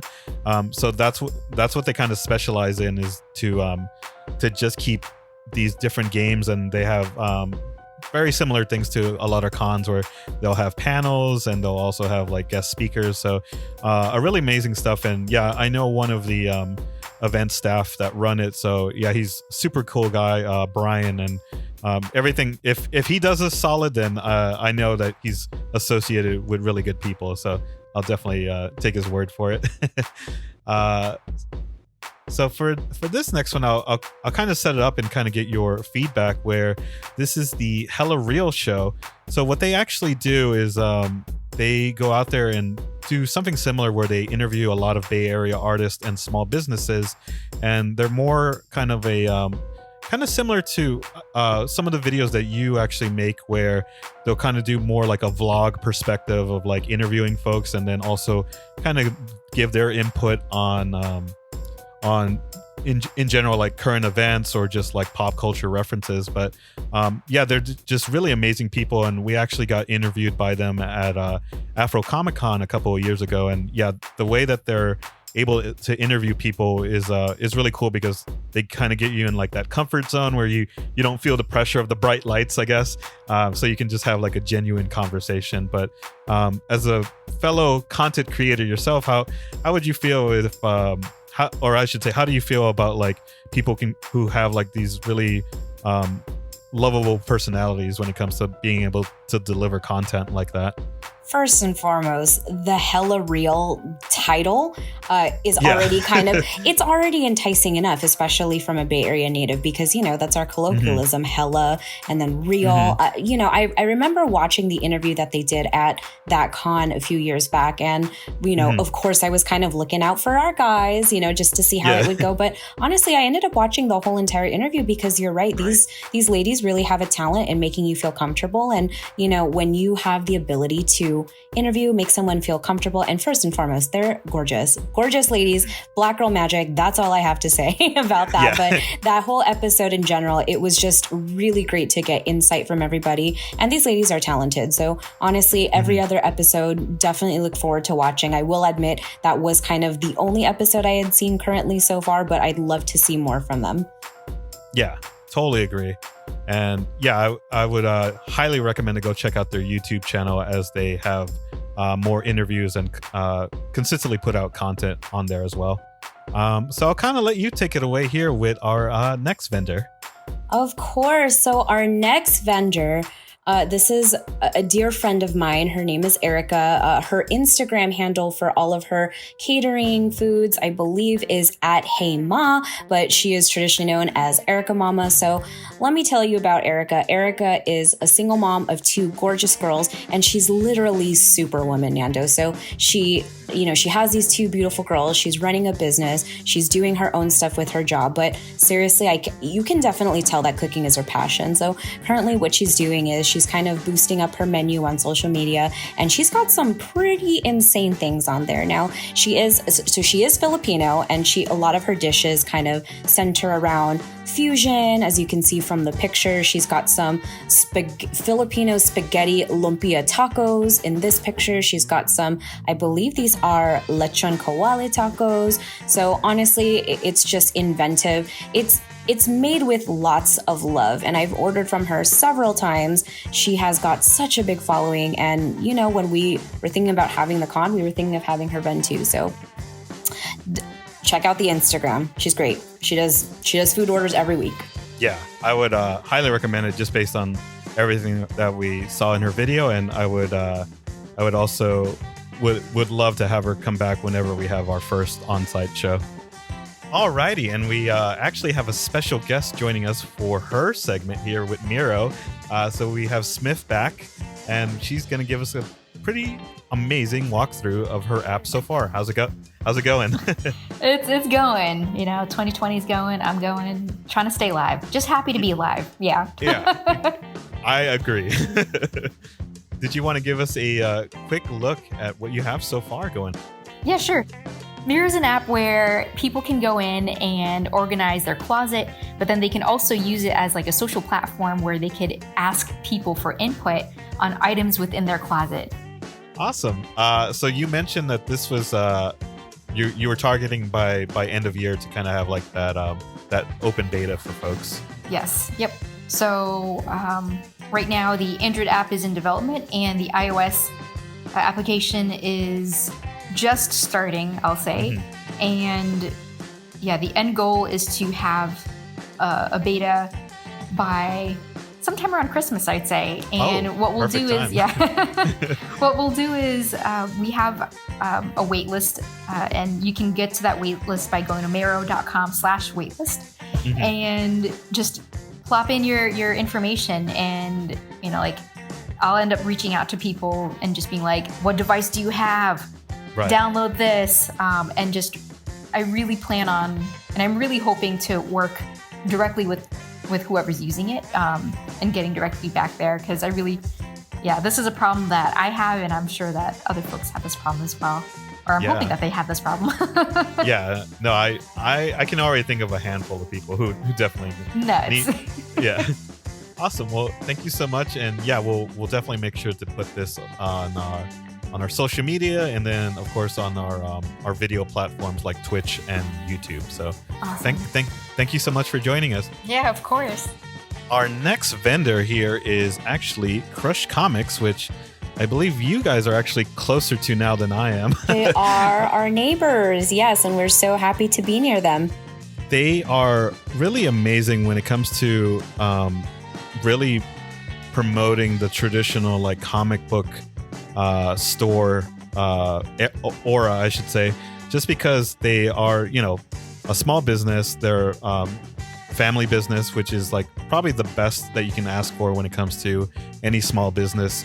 And the way that they kind of have so many different items available, but staying true in heart to their sole business when it comes to actual comics. I think that's a lot of the things that a lot of comic book stores are losing focus on, where they try to branch out and do multiple things. But when it comes to Crush Comics, they actually make their bread and butter still the comics themselves. And I believe our good friend Larry is also good friends with them. I have him right here. If he wants to make a special appearance, he can definitely chat it up a bit guess more. Who's back? It's the L Dog. You know who it is, man. Mr. LDAWG. Everybody can rap, but they ain't mess with me. Okay. I had to plug it. I just remembered it. Crush Comics? Yeah, Crush Comics, man. I've been going there since 2004. So I remember when the current owner now was an employee. So he ended up buying the shop maybe, I don't remember how many years ago, but he ended up buying it off the original owner. And like you said, it's been a family business ever since. So Crush Comics has been like my headquarters for comic books forever. And I don't even buy comic books from anywhere else. That's how real it is. And that's it. I'm out. Yeah. Thank you for the guest appearance. And that just shows you the amount of care that they have with their customers, where they just build relationships there, and that's the most important thing when it comes to any small business. So yeah, we have the league up next. Oh my goodness, I'm sorry, Nando. I'm getting it looks like L Dog wants to make another appearance. I don't know if you can hear it. Guess who's back? It's the L Dog again. Bet y'all didn't know I was like loosely affiliated with the league too. A whole artist collective of some really talented individuals that are not only just photographers, videographers, and creators of sorts, but purveyors of artistic things of the sorts as well. That's it. The amazing part about them is that they're very similar to us when it comes to being like a collective of different mediums. And yeah, just the work that they have here is just stunning. Where I believe we had talked about our other friend Marc Allen when it came to his photography, but same thing with the league, where their photography is just amazing as well. So this next vendor here is friends of ours that we actually just made over the summer, which is pretty awesome. And they actually ran their own virtual expo as well, just because they are from New York, but they also have offices around different parts of the country. But they primarily do their on-site show as well in New York. And they developed a pretty strong following. And on top of that, when they're not running their event, they also have these different courses where you can actually learn how to edit videos or record. So they offer a lot of different services, which I think is really amazing when it comes to the creative standpoint. That if you want to, it's kind of like similar to all these websites where you can kind of learn a skill, but then this is actual a personal service that they offer. So you'll get their education firsthand, which I really appreciate. The other thing is they ran their first online show earlier this year, and yeah, it was an amazing turnout where they had really good panels and they had really good tutorials as well. So it kind of gave you a sneak peek of like what they offer. And it's also just another amazing collective of artists and vendors that just pull together. And I think that's probably the important thing that we also try to do with the show, is that I think collectively you kind of make more of a mark in any industry that you're trying to do, as opposed to like just trying to tackle it by yourself, you know? Yep. Strength in numbers. Strength in numbers, definitely. So yeah, I would definitely make sure to go check out their website, where you can learn more information about their different services and future events. I know they're definitely going to try to aim to do another event next year, but we will find out if it's going to be on-site or another virtual event pretty soon. Going back to the Sweet Tooth, I will briefly introduce our other friend Christina, the retro cookie lady, but I'll kind of let you salivate at My eyes are so wide right now, and for all of our viewers, I had recently gotten LASIK vision surgery over the weekend, and let me tell you, my eyes couldn't be any bigger than they are right now staring at these cookies. Yeah, and I know it must be the hardest thing for us, when you see cookies that look this good, to eat them, because you feel kind of bad because they're so incredibly that's detailed. Art at that point. That's a decoration for my wall. How dare you eat anything? But I get it. I mean, the level of intricacy here, Nando, it's just, I swear, people are just so skilled in so many different things, and it's really interesting to see what people come up with. And also, this is just really cute stuff. Who doesn't love cute stuff? Yeah cute stuff that you can end up eating. That's the best of both worlds. Oh my goodness. But yeah, I would definitely check out her Instagram page if you want to make an order or just kind of see what her specials are throughout the month. And yeah, last but not least, for sure, we have our good friend JBUK, and also just similar to one of the vendors that we started off the show with, she is also a very talented DJ and music producer as well. So I know we had briefly talked about the women's audio mission in our community segment, but she also comes from there, where she teaches courses and she also attends some of the courses as well. So you can kind of see where all that knowledge kind of comes together when she recently just came out with her singles on her SoundCloud, where it's 100% made on her own, where it's produced, and she makes her own beats, and then of course she's still a really talented DJ as her primary position, where she kind of puts out different DJ sets. Obviously, we're living in the current world that we're in now, but whenever things get back to the norm, I would also highly recommend her as a DJ if you are booking an event, whether it be for parties or weddings or anything like that. That she's ultra talented. This gal's badass. What's that? I said this gal's badass.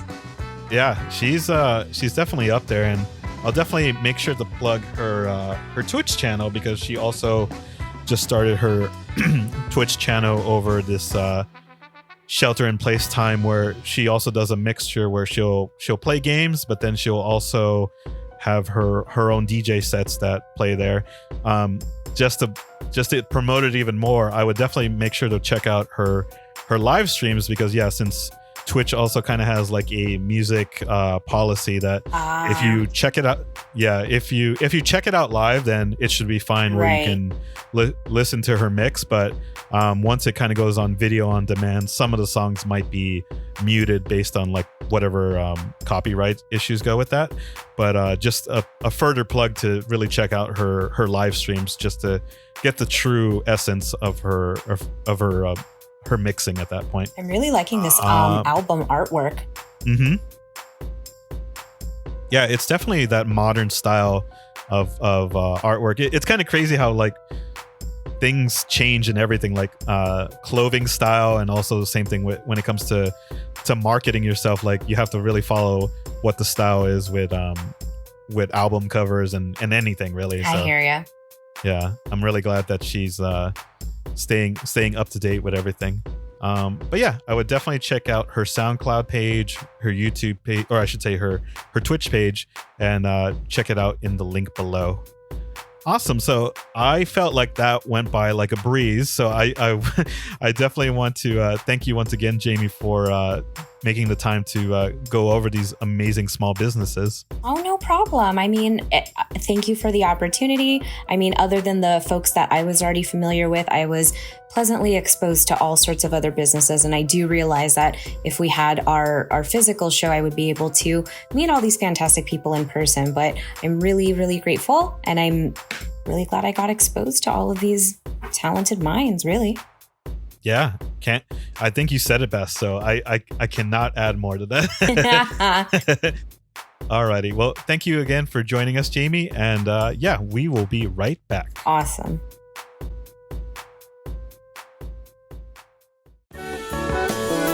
Special thanks to our friend JBUK, one of the wonderful artists who provided music for today's event. Her music and albums are available on SoundCloud and Bandcamp. Founded in 1988, Cathimata Ballet is one of the few dance companies in the U.S. that provides talented adults from non-dance professions with opportunities to train and perform.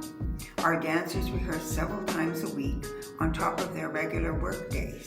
We emphasize community service and perform 8 to 9 times a year free of charge or by donation for the community, especially for the seniors. We have relationships with over 30 senior centers and have built a unique community to embrace our motto, dance is for everyone.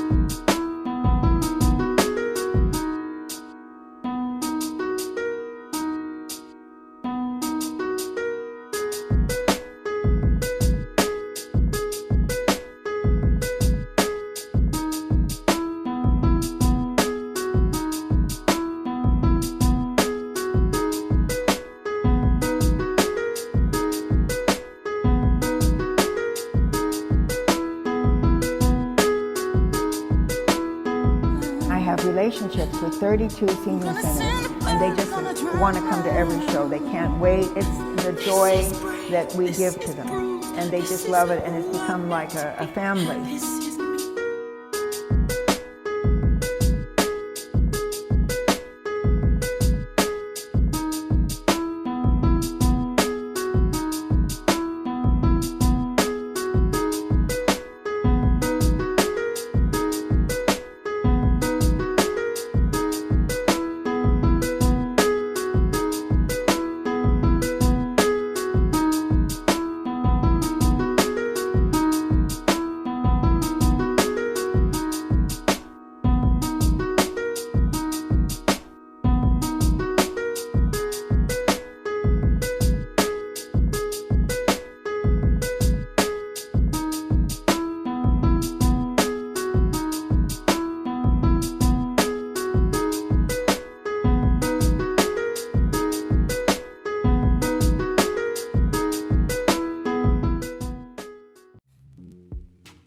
Alrighty, so thank you once again, Kathy, for the wonderful introduction, and we are getting kicked off with our Bay Community Focus.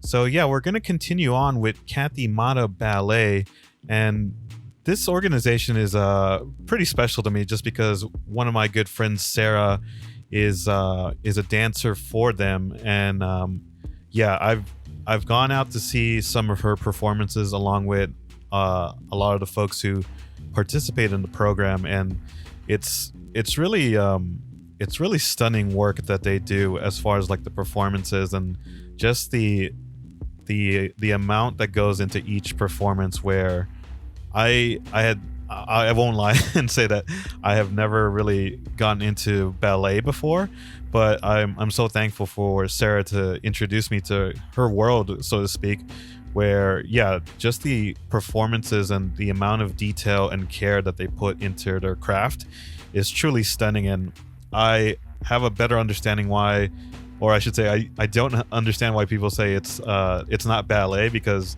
ballet is definitely probably one of the hardest things I've ever seen, and especially now that I kind of know more of the behind the scenes of it, as far as like the amount of training and the amount of work it takes to get to that physical condition in order to perform is truly amazing. And I will give nothing but love and support to anyone who performs this really special craft.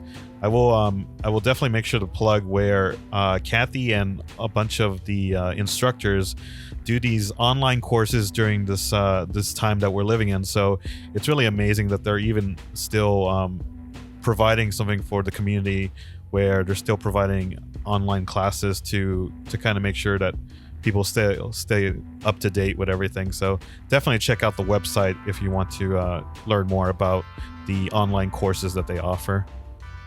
And now to our next wonderful organization, we have the Women's Audio Mission. And yeah, speaking of just amazing causes, the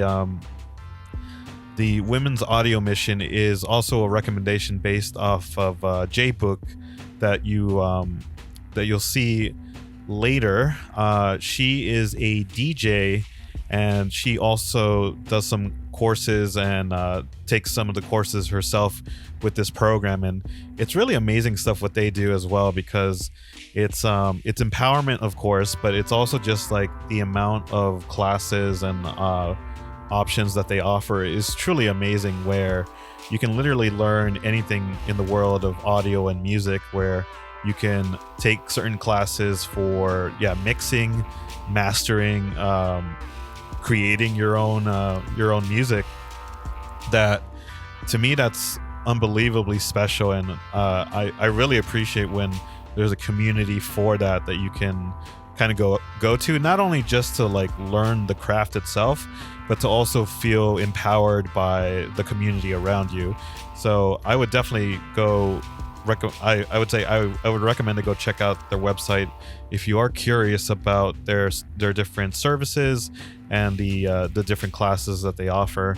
And this weekend they're actually holding their own virtual con as well, so you can learn more information on their website about what they're going to be offering.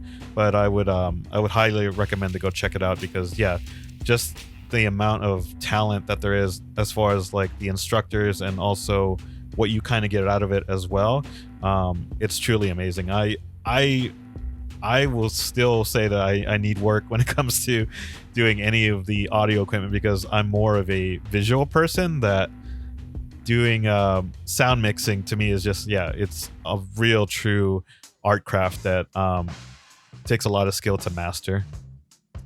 And our next organization here, we have Gameheads, which is very exciting to me since I come from a video game / tech background, and I got my degree in game art and design. So organizations like these are truly special to me, just because of the community, again, for this type of education, where even when I was working at Zynga, we had reached out to similar organizations like Gameheads, where it's helping youth to kind of get involved, kind of getting their first steps into the gaming industry and tech industry.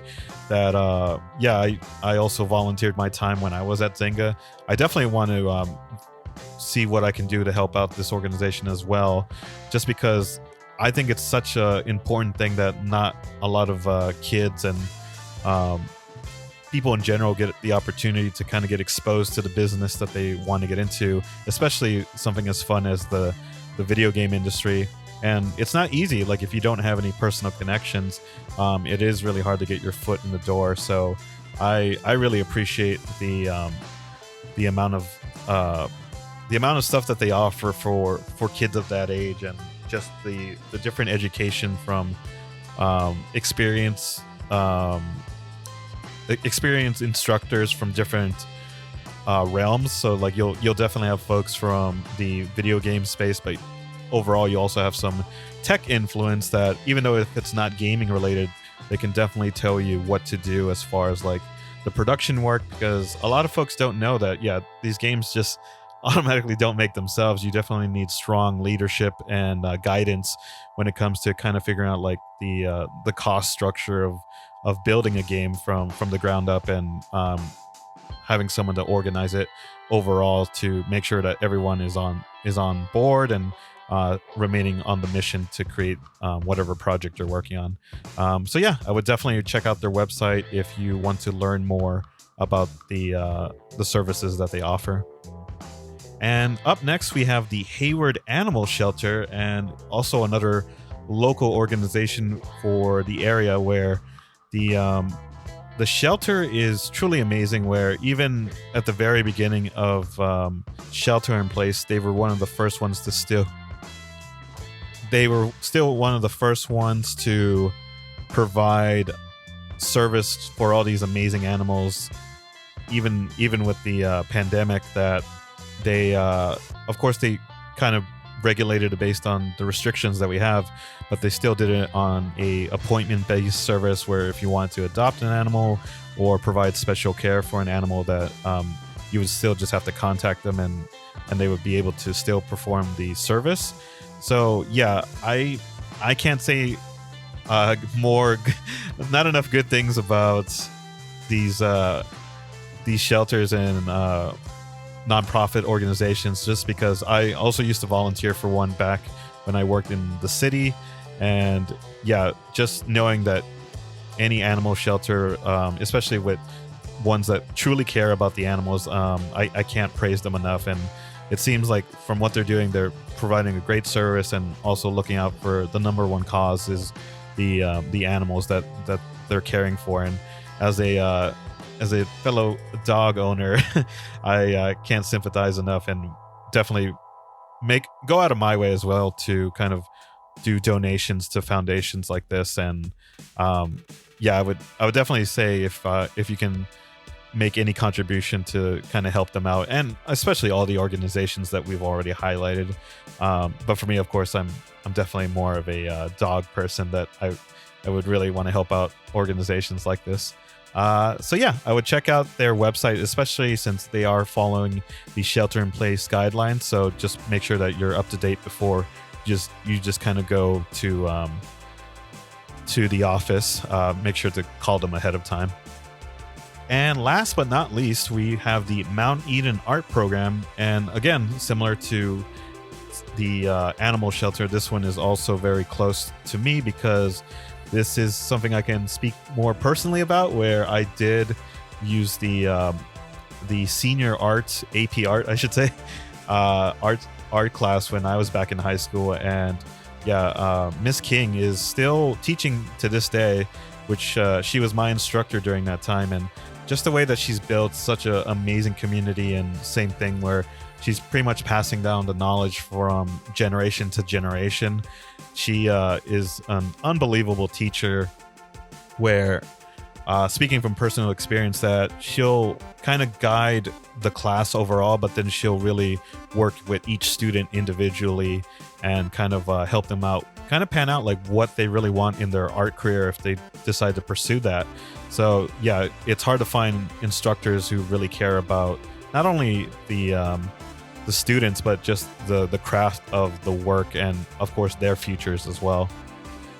If you check out their website, I know they definitely have fundraisers from time to time to help out the program, and I would highly recommend it just because, yeah, they seem to get more, like every year I get blown away based on the art that they produce. Like I still think like it's done by professional artists, and these are literally students who are just learning their crafts fresh or during high school, I should say.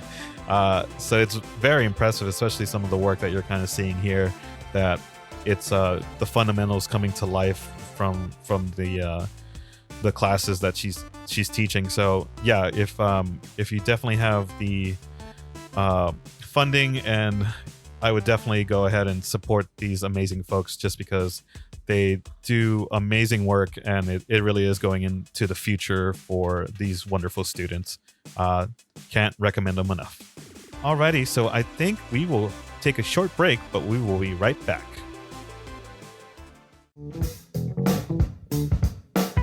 Up next, an interview with Shelong Yang, discussing his latest projects, new studio, and his journey throughout the gaming industry. And welcome back, everybody. And we have our good friend, Shelong Yang. Thanks for joining us. Yeah, thanks for having me.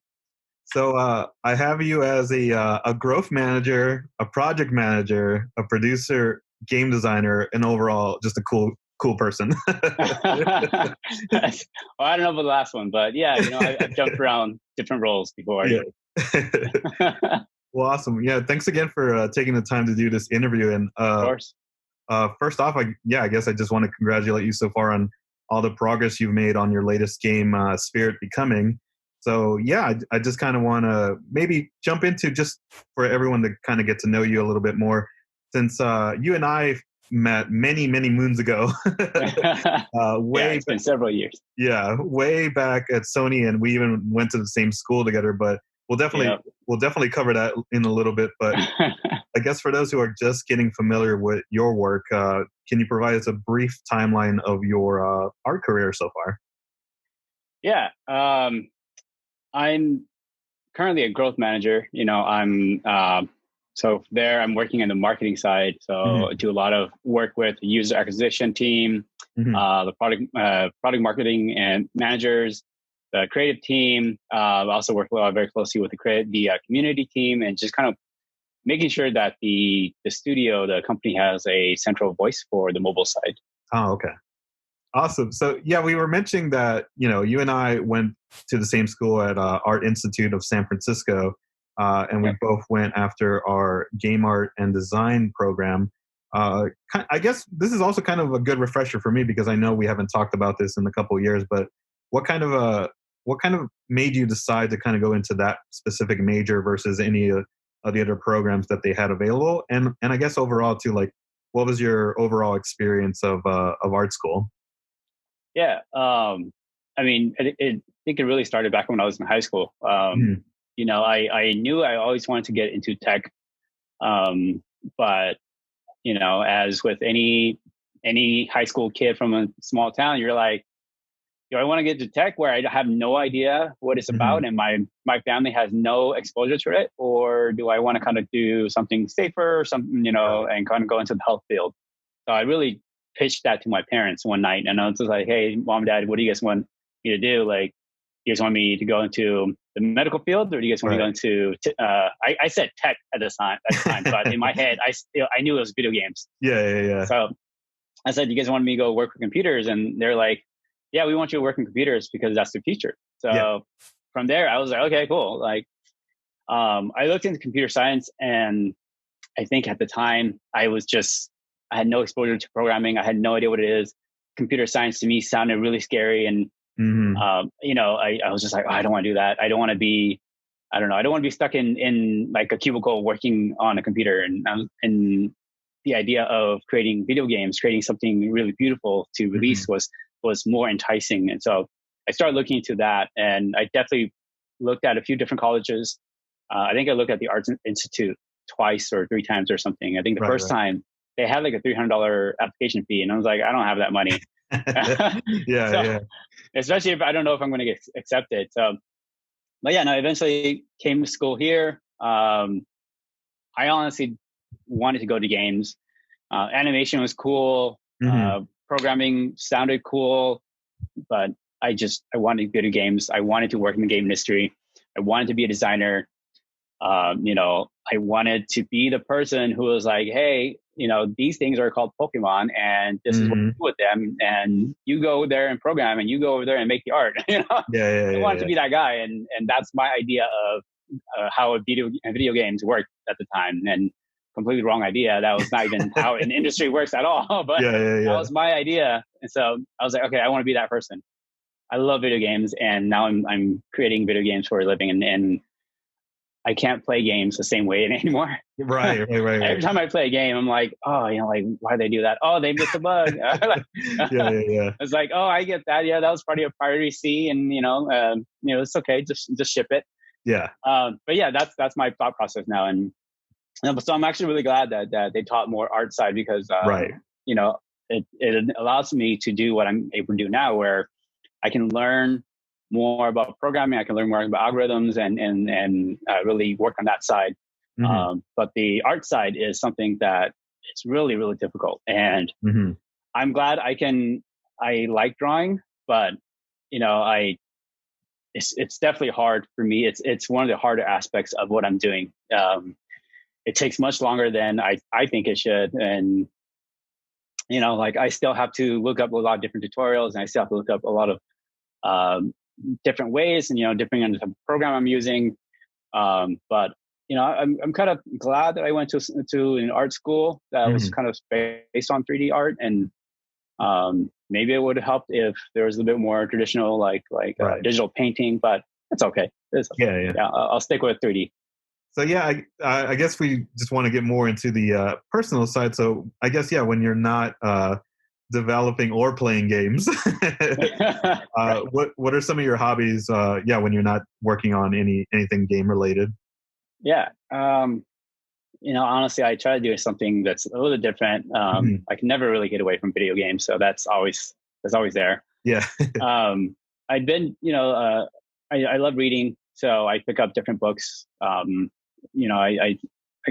guess I can bounce back and forth between different types of genres, but I love reading fantasy books, so that's stuff that I've been reading before and kind of just getting to it. And then recently I've been reading a lot more like finance and small business books, kind of reading those. That kind of keeps me going, breaks me away from just developing games and drawing, I guess. My wife can also attest to the fact that I do random crafts. So nice. Sometimes I'll be on YouTube or on Facebook, and then I see some DIYs, and they're like, hey, I just built a cabinet out of like a filing cabinet. And I'm like, ooh. So I'll be like, hey, honey, you want to go to Home Depot? You want to go to Lowe's? And you want to go pick up some random stuff? And she's always like, no, but she eventually gives in. And then I'll spend a few weeks in doing stuff, and then I end up not creating anything. I actually have a pretty embarrassing story. I had an IKEA bookcase, and it was still pretty good. It's pretty good shape, I decided that I was going to make it. And IKEA, the furniture is kind of like, I guess it's like plywood, faux wood, right? And so I'm like, it'd be cool if I turned it into like a more a bougie bookcase. So I went and picked up all this wood and bought all these things, and I'm like, in my head I was like, it's gonna look perfect, and then I was like building it, and then I think like 4 weeks went by where I just wasn't working on it, and eventually I kind of just gave up, and I'm like, that's not gonna happen, and put it out on my front yard, and someone came by and picked it up. Wow. I have a lot of those stories where I pick up projects and I start doing projects, and then I eventually give up because it just doesn't turn out the way I plan. Like I get it, measure twice, cut once, but no. Cool. So maybe you want to get a little bit more into details with Spirit Becoming that. If you want to give folks more of a kind of like an elevator pitch and what you have going on so far into production. So Spirit Becoming is an interactive choose your own adventure type of game. It's basically a story about a young man who is placed into a world that seems familiar but not entirely familiar to him. And so he has to navigate this world in order to reach the end. And depending on the choices you make, or depending on the path you take, you can end up in one of 4 different endings. Oh, okay. And so I'm going to keep certain aspects, hidden. Yeah, just because that's like those are good selling points. But you're basically this character, and you have to make a decision on whether or not you should help certain people or ignore certain people. And these decisions will dictate basically how your adventure goes. There's still a few things that I'm experimenting with. I want to see if I can really make it work. But I think one of earlier I mentioned that I had a few setbacks. One of them was a pretty big one where I spent several weeks working on the art, and I had a certain art style in mind, and I wanted that art style. And then I finished it. I finally finished all, I think it was like 80 or 90 different backgrounds. Right. And I was like, oh, I'm done. I don't have to do this again. And then I put into the game, and I'm looking through it, and I have some close family kind of just taking a look, and then we're just like, the style is just not up to par with what I want it to be. And so I had to kind of like go back to square one and rethink about what I wanted to do. And I haven't, again, I found the art style I wanted. I'm like, okay, I think this is achievable. I think this is something that I can be proud to launch with. I just finished drawing everything by hand, like a few days ago. And then now I'm running into an issue where I can't paint it the way I wanted to paint it. So, problems of an artist. And yeah. So I'm running through that issue right now. On top of, kind of just creating the game and making it, polishing it and fixing bugs and kind of running through the storyline, making sure everything is perfect. But, I have to keep reminding myself that, try not to shoot for perfection and really shoot for progress. I think that's better and in the long run, and it really gives me more time to kind of grow. And, that way, if I release it and it completely bombs, I don't feel so bad and I don't feel like I wasted my entire time. Yeah. But if it does well, then I'm like, okay, cool. It's a good surprise there. Right. Did you also come up with the narrative yourself for this? I did. Yeah. So it's based off an experience that a subset of this population. So I'm keeping certain key terms, of course, private. Yeah. So, but it's based off certain experiences that a subset of this population go through, and it definitely inspired by it. It is not in any way like a true to fact recollection of anyone's experience or how it really goes, but it's inspired by these stories, and it basically is my retelling of what could potentially happen to this person if this was to happen. And so it's basically it's based off like what really happens, but not entirely true. Definitely taking a lot of experiences and really using that to kind of help me go along here. As you mentioned, there's multiple hats I have to wear, and sometimes I'm wearing like 2 hats at once, and I'm kind of bouncing back and forth doing something. Like I think the other day I was drawing, and I got really bored of that, and I got really tired, and I was like, okay, like my back hurt, my eyes are kind of twitching now. So I'm like, okay, I'm going to go and just kind of work on the coding side a little bit. So I started doing that a little bit more. Then I was kind of able to come back because it's just kind of breaking away from drawing was enough to kind of refresh my mind and refresh my eyes and come back to it. So yeah, it's good. It's good and bad that I'm wearing multiple hats. Yeah. Well, awesome. I want to be respectful of your time. So thank you so much for joining us. Thanks for having me. Did you have any other plugs or mentions that you wanted to give out before we head out here? Go check out High and Low, and of course, if you want to, go check out Bubble Bubbles Pop.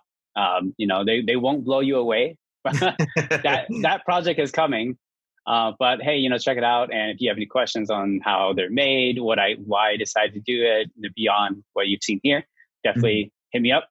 You can hit me up at shelong@deliastudios.com. And, I promise I will answer. I don't check that email often, but I will answer you. Yeah. And then keep an eye out. I have, as I mentioned, Spirit Coming is hopefully launching at the end of this year, if not early next year, which is also the great thing about working by myself. I don't have to really set deadlines. I mean, they help to kind of keep me on track, but I don't really have to answer to anyone about my deadlines. So. Yeah, that is the best thing of it all. All right. Awesome. Well, yeah, thank you so much for joining us. And we'll definitely keep an eye out for the game when it comes out, and we'll definitely promote it on our social media channels as well when it does come out. Awesome. Thank you, guys. Yeah, no worries. Thank you again. And we'll talk to you soon. Cool. Thank you. See ya. Take care.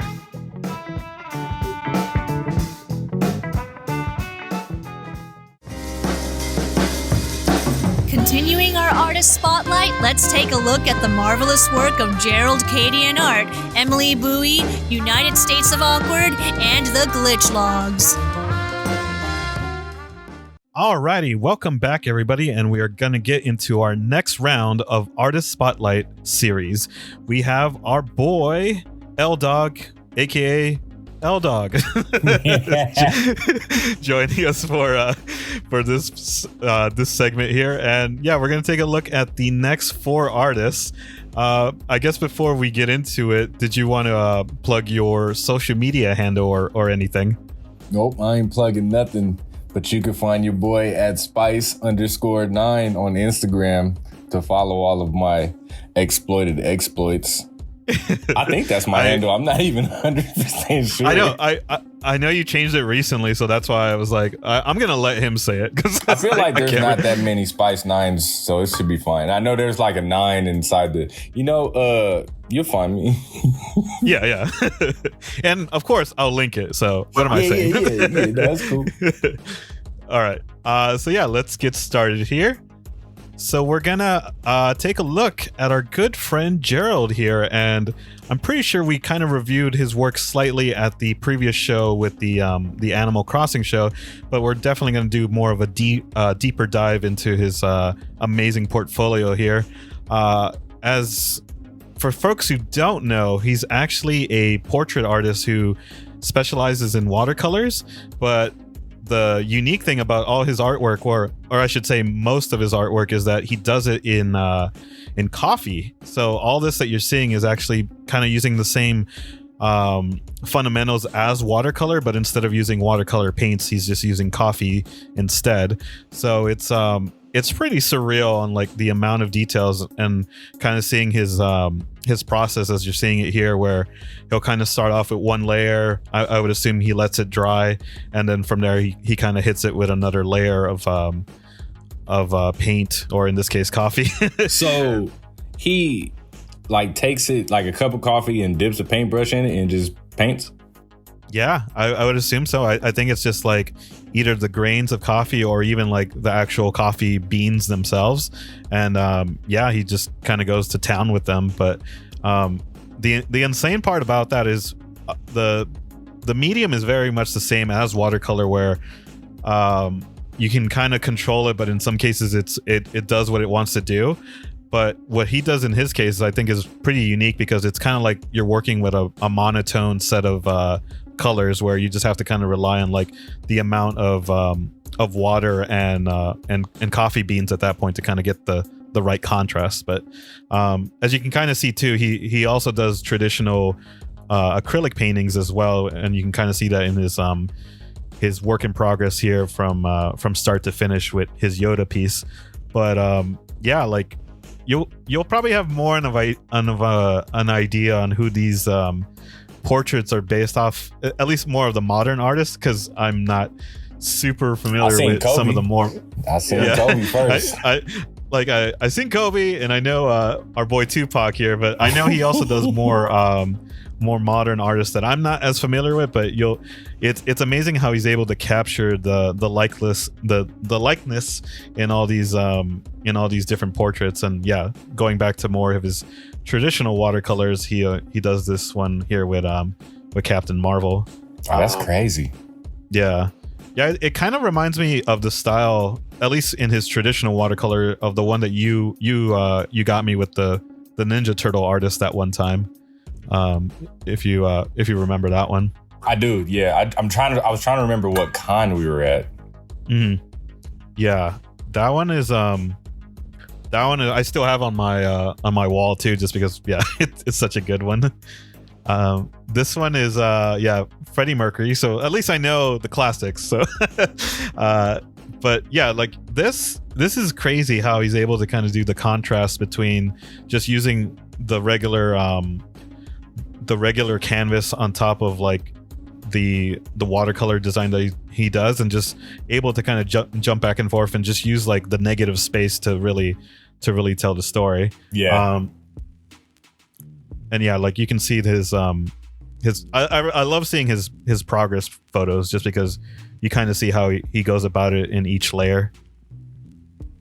I don't know. Do you know if this one's based off like a album cover or from like a music video or anything? I'm trying to see. Let me see. Let me move this thing underway, because I got like the screen. I think that's a Childish Gambino. Oh, okay. Yeah. And yeah, with Frida's here, like this one is, like the eyes are the ones that really get to me, because even though it is in the same color scheme, like those really pop out to me, just the amount of detail that he puts in the eyes and everything else. As a coffee drinker yourself, did you ever think that this would be interpreted in this kind of art form? No, not at all. Like, the only thing I can kind of like figure is when people like make designs in the lattes, but like not to use the actual like liquid to paint with. Like I would have never like thought about that, or like even just using the beans to paint with either, if that's like what it is. But either way it go, like it's just really creative to go in that direction using something like coffee. You know what I mean? Yeah. To me, it's amazing. And then when you kind of see the differences between that to his traditional his traditional watercolor, I'm blown away on just the amount of talent that he kind of uses to do with both mediums. I forgot to mention that he does have a lot of his work available on his Instagram account, where he'll do kind of time-lapse videos where you'll see it from start to finish when it comes this is perfect timing. Oh, nice. So you'll see a lot of time-lapse videos of his work when he kind of initially starts the piece, and I believe he does them on Instagram Live too. So if folks wanted to actually see how he does a piece from start to finish, he usually goes about doing them that way, where he'll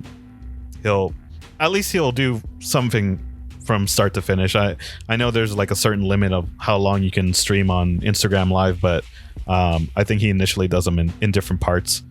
But yeah, I would definitely recommend to check out his Instagram page, and I believe he also has his portfolio page, which I'll make sure to put in the link description below if folks wanted to tune in.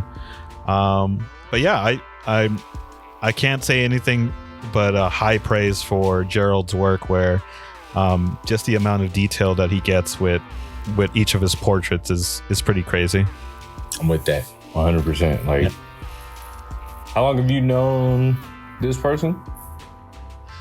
He actually reached out to us when we were initially doing the submissions for the show. So I still haven't met the amazing artist in person, but from our interactions online, he just seems like a really humble person. Nice. That's really cool.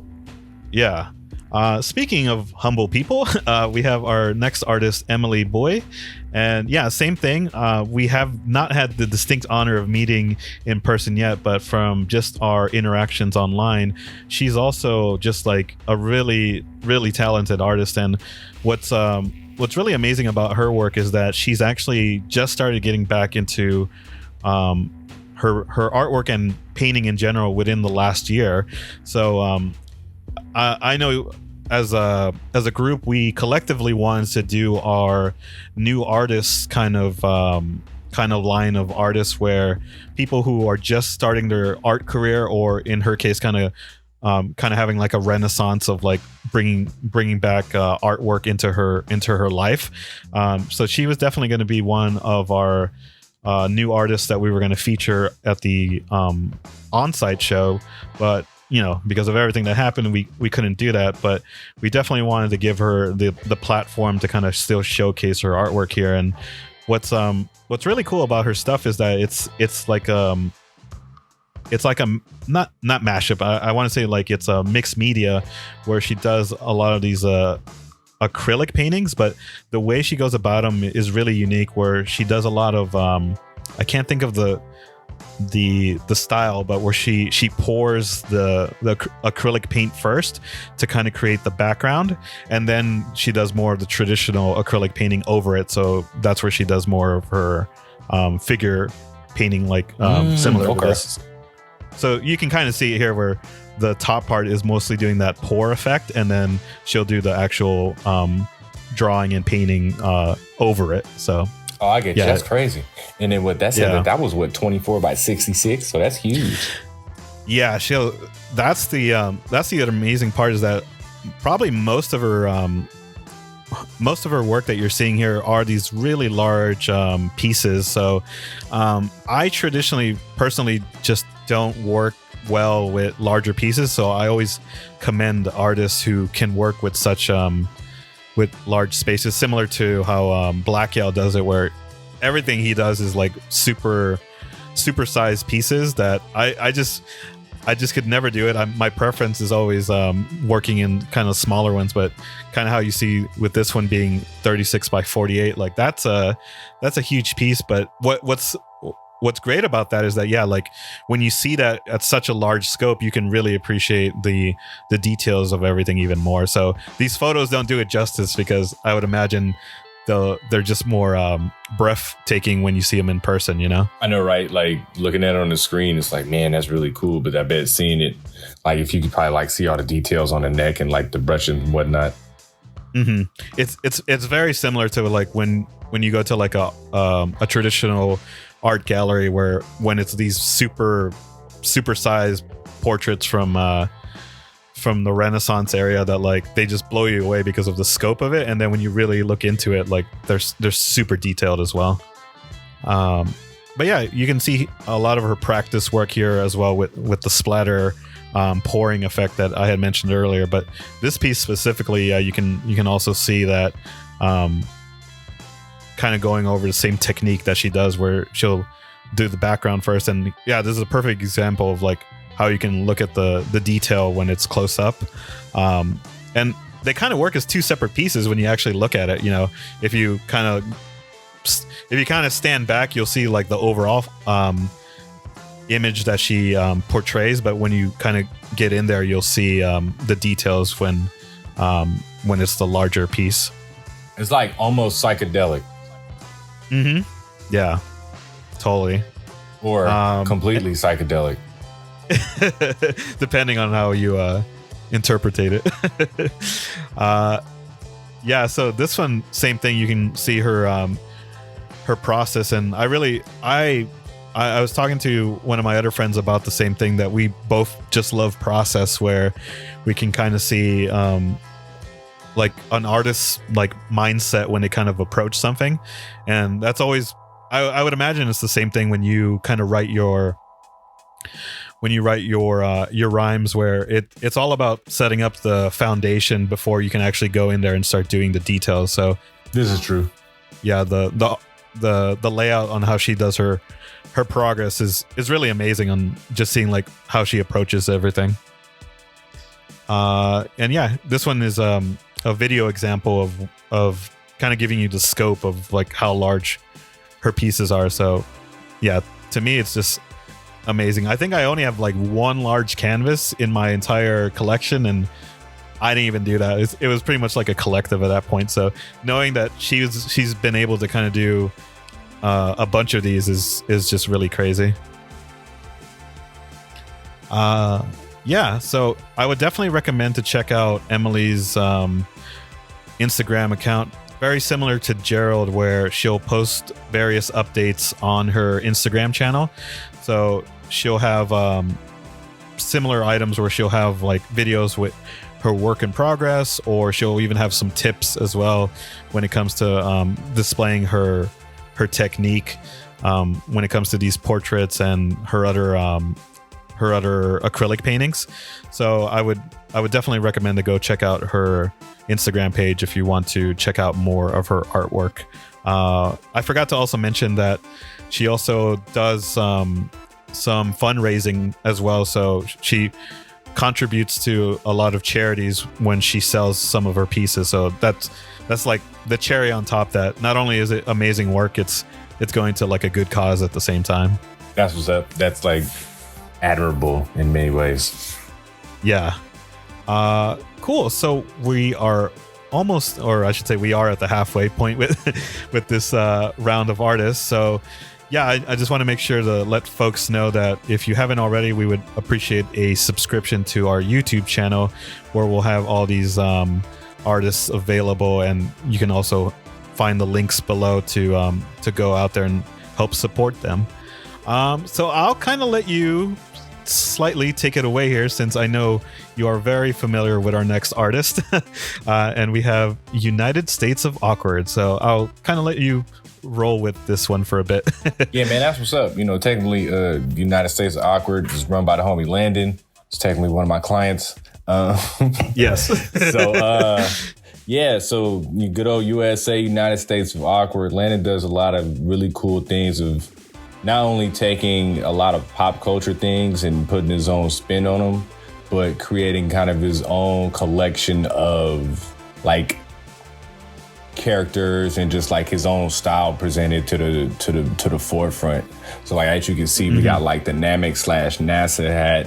So like, that's really clever. I was wearing that shirt on one of the Ryan Radio podcasts, and everybody was loving it too. I was right. Yeah, that's right. Support the homies. Yeah, I do remember that. I remember seeing. I was like, oh, that's Landon's. You just shameless plug, man. You got to do that kind of stuff. Yeah. Yeah, I kind of like how you mentioned. I really like how he goes about doing these kind of like pop culture, but definitely goes back and puts his own style over it, and stays really true to the brand that he's built out already, where everything stays pretty consistent. And I think that's the most important thing that you can do as like as a brand, and then when you kind of expand out and try out different things, you know? That's for sure, man. Like, consistency is everything, like everywhere. Like, if you're gonna be on a diet, do it consistently. If you're gonna work out, do it consistently. If you're gonna fight people, do it consistently. Like, you just gotta be consistent with everything, bro. Yeah, exactly. Yeah, with the item that you're seeing here is actually one of the items that we had as a fundraiser goal during our last show, where he did these really cool Animal Crossing fanny packs. And what was cool about those is that they were like they had such a great reception from like people watching the show, that when we reached out to the winners who won the fundraisers, they were like totally blown away by it, where they were excited when they initially knew that they had won, and then they actually emailed me back when they actually got the fanny packs in the mail. They emailed me back and said they look even better in person. So nice. That's probably the best compliment you can get as like any kind of artist or small business, is to really get that love from your audience, you know? That's true. It's like like once you get over with the crowd, man, that's when you know you made it. Yeah. Yeah, everything goes back to wrestling. So yeah, I think it's kind of going back to that same thing with the brand with the previous image that we saw with the assortment of stickers, that all of them are all different designs, but they all kind of still fit within the brand that Landon has created, that it fits, and when you see it, you're like, okay, that's distinctly something from his brand that it definitely stands out. And same thing with this, like it's still like a call back to something else, but putting his own twist on, his own spin on it, I should say. There you go, his own spin and flair without but yeah, I definitely I will make sure to plug his website. I believe I don't think it's United States of Awkward. It's let me just go through my notes here as we're looking at the .com. Yeah, that's it. So we got statesofawkward.com for the website, and then on Instagram, United States of Awkward, and then for Twitch, we got Kawawa Boy. Yeah, so I believe I had a video in here, so it should show up slightly, but I guess I'll go into plugging that as well, where he also just recently started doing his own Twitch channel, which is also a really cool collective of items there, where he'll do a mixture of playing video games, or I should say streaming video games, and also doing artwork on there as well, which is really cool, because most of the time folks on Twitch can only really do, I mean, you're allowed to do whatever, but from the average streamer, they usually stick to one thing. But that just kind of shows you the talent that he has, where he can kind of like jump from medium to medium, where here's the video example where he'll jump from medium to medium, where he'll mostly do game streams, but he'll also do some of his artwork as well, where he'll kind of showcase his work in progress, or just like either doing like a commission piece or whatever. So I think that's really cool that he makes his content available so much for his supporters, you know. Yeah. And yeah, going back to some of his collectible items with the buttons here, it's pretty much the same thing, where all of it looks even better when it's bundled together, I guess is the word I was looking for. But individually, like if you pick up like one or two or five of them, they'll all kind of like stand out individually. But when you see them as a collective, they're really amazing as well. Nice. Yeah, so I would I'll go ahead. No, I was just saying I could dig it. I'm with that. Support the homie Landon. Yes, exactly. So yeah, as L-Dog mentioned, you can definitely check out the links below, and we'll also make sure to attach them in the video description. But yeah, overall, I would say the good thing about this entire show has been just like the mixture of work, that even with the artists that we're seeing here, like everyone has their own style, where you'll see folks who focus more on watercolor, folks who do more branding, like how Landon does, and then with our final artist that we have here, the Glitch Logs, it's a book by Rachel Beck, and that's kind of the beauty about the word art, I guess is what I'm trying to say, is that it's not restricted to one medium, where you can definitely go out and express yourself as an artist in multiple ways, where she has a collective series of graphic novels here with her Glitch Logs. And there's a really cool backstory here that I really wish our friend Drew was here to kind of explain it, but I'll try to do my best interpretation of it, where Black Yao and Rachel actually met at our very first show back in 2016, which is kind of crazy. We did our first show back in 2016 at Ape in San Jose, and from I guess I'll kind of let you paint the narrative of like how that event went, but it definitely wasn't the the hot spot that we imagine it would be, but it definitely built on a bunch of great relationships with people. It was a hot spot because weren't we like outside in the okay, when it comes to that hot spot, yes. I definitely. So just to kind of frame it more, there's the convention center in San Jose. That's this big, nice like building, and then outside the convention center is like it's almost like a built dome that they have out there for like auxiliary stuff. Mm-hmm. So that's where they had the artists. I mean, the whole con was in there, right? Because they typically have, so in bigger cons, they'll have like the artist alley in there, and they'll have the rest of the con like in the whole convention center. But Ape is so low key that it was just in like that little outside auxiliary thing, because it used to be at like Fort Mason, right, in the city? Yeah, it used to be at Fort Mason, and it used to be at this other venue that doesn't exist anymore because they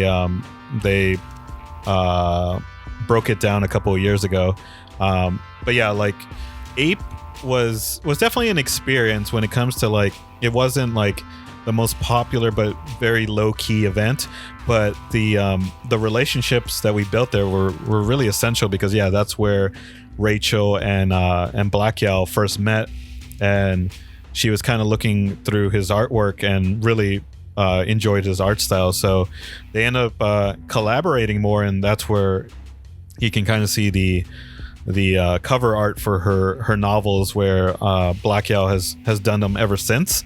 And what's really crazy is that they both kind of learned from each other at that point, where Rachel learned more about like the artistic vision that she was kind of looking for, and then Black Yao also got more what's the word I'm looking for, he got more involved into the world that she had been building through her novels. So he had never been too familiar with either like the steampunk lifestyle or settings, and just more of like this kind of like sci-fi futuristic, like cyberpunk and stuff like that. Mm-hmm. Yeah, cyberpunk, that's the word I was looking for. So that's been a really amazing thing to see over the last few years, is them just kind of building that really good relationship when it comes to like learning about each other's respective traits in that sense. And yeah, like they kind of came out together with working on future projects, and Rachel's even done like unboxing videos when it comes to like when Black Yao sends her like the final piece, which is, like I mentioned earlier, he works in like these super large canvases. So it's really cool seeing her unboxing videos, because it's the first time that she sees the final art piece, and it's also at like this super giant thing that he had mailed her. So it's really cool. That's crazy, because like I was under I didn't know that Black Yao and this person met at the con.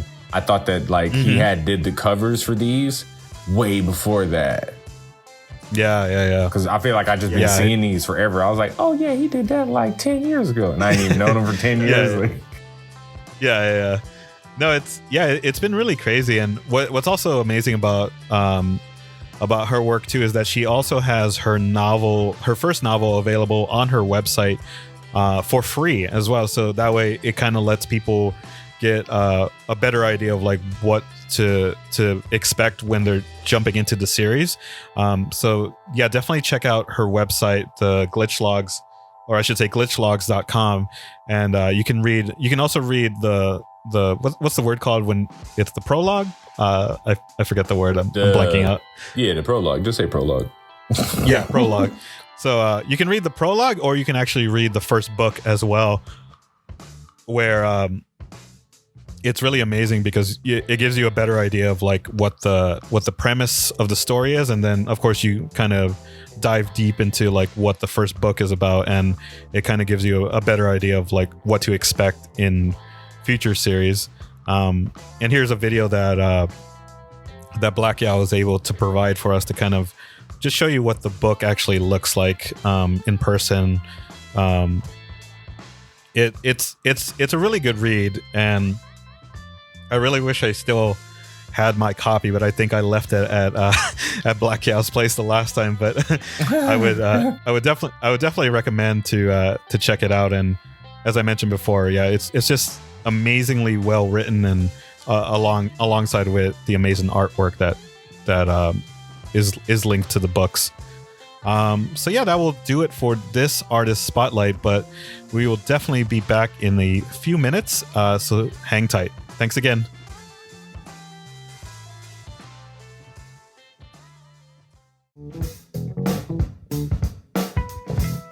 From bird strips to her new podcast series, Art Horse, we chat with the always entertaining Jess Thomas. All right. Thank you so much again, Jess Thomas, for joining us at Art of the Bay. Welcome. How are you doing? I'm good. Thank you for inviting me. I'm happy to be here. Yeah, I'm so excited. I just want to thank you again for taking the time, and I guess I'll do a brief introduction where Jess Thomas. I secretly looked up your LinkedIn again just to make sure it was official. And I had it where it's Jess Thomas, illustrator, full stack software developer, and full-time bird is what I saw officially on your LinkedIn profile. So is that what it's? I'm pretty sure bird. Yeah, I'm pretty sure that's the official title that you have on there. So thank you so much for taking the time, and also you've been doing an amazing job with your new podcast series, Art Horse, and of course your original comic strips with bird strips. For folks who are probably just getting familiar with your work, would you mind giving us kind of like a timeline of like your art career so far? Oh yeah, sure. So we worked together at Change.org. Mm-hmm. I got laid off. Yeah, the dark days. Cool. No, totally, it's cool. I'm fine. Yeah. And then I worked at another company, and they got laid off again. And I was like, this is it. Like, I'm ready. I've kind of never been super happy as a programmer. Like, it's a pretty cool job, and it's like, it's interesting in its own right. But I never felt like I was like using my full self. Mm-hmm. I feel like I'm very relationship driven, and I don't know, that kind of stuff. So I felt like I had felt for a long time that I was suited for a different career. Right. And so my partner and I, we bought one-way tickets out of the country, and we sold all our stuff, and we moved into backpacks. And about a month in, I was like, I need something to do. Like, this isn't, like, I thought it would be like this big, like, vacation, like, time of my life, like, that I would suddenly, every problem that I ever had would be just solved, and that I would come into a new country and like make all these new friends and stuff. But actually it was like pretty lonely, like when you uproot from a community and like leave all your friends behind. And we didn't really have any roots because we totally moved out of our apartment. Oh, okay, that makes sense. And we didn't know where we were going to live next. Yeah. And so I was wondering like what I could do to like practice every day, practice something, anything. Like I needed something because my partner was like working. Yeah. And I was just sitting across the room, like staring at him, waiting for him to be done. So I started drawing a bird a day. Yeah. And I was like, oh, like maybe I'll get better at drawing birds, and maybe I'll get better at like handwriting or something. And then I just never stopped. And so I just had the 1,000th day of bird strips, and I'm officially taking a break. Right. But during those 1,000 days, it was like a bird a day. There was comics, there was illustrations, there was chainsaw carving, rock painting. There was all kinds of things. And it just felt like a very sort of abundant way to live. And like learning to like trust my own taste again. And I mean, I think it's interesting that like sometimes we don't realize what like is, I don't want to say special because that sounds, not quite right, but like what's unique about ourselves. Right.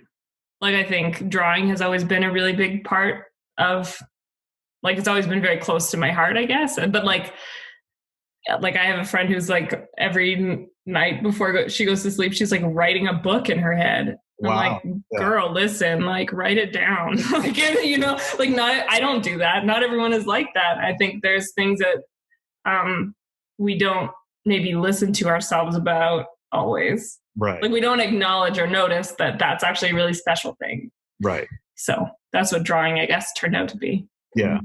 And I think it's very similar to like our friend Anne. Like, I think she kind of went through the opposite experience where she had been studying to become a lawyer and did it for a few years and just didn't have the passion for it, but then transitioned into becoming a developer.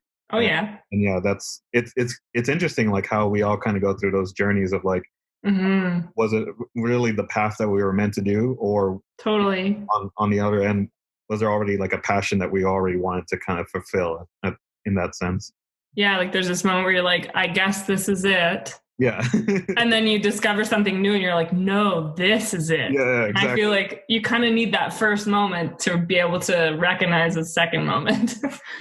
Well, yeah, like I know now that you're transitioned more into doing the podcast series, I just wanted to kind of give you like my feedback where I was like, I've listened to a few episodes and like it's really amazing, and I can definitely tell that you and Fiona are having like so much fun like throughout the show. But I guess just the general question is like, what like really inspired the two of you to come up with the podcast in the first place? That's a good question. I think what was Fiona's idea, and I think she came to me after, because we had started talking a bit about creativity, and she's not writing a book. Actually, I think she might be writing a book in her head every night before she goes to sleep. But like, there was a lot of creative things that she wasn't acting on. Yeah. And then she was looking at like what I was doing and being like,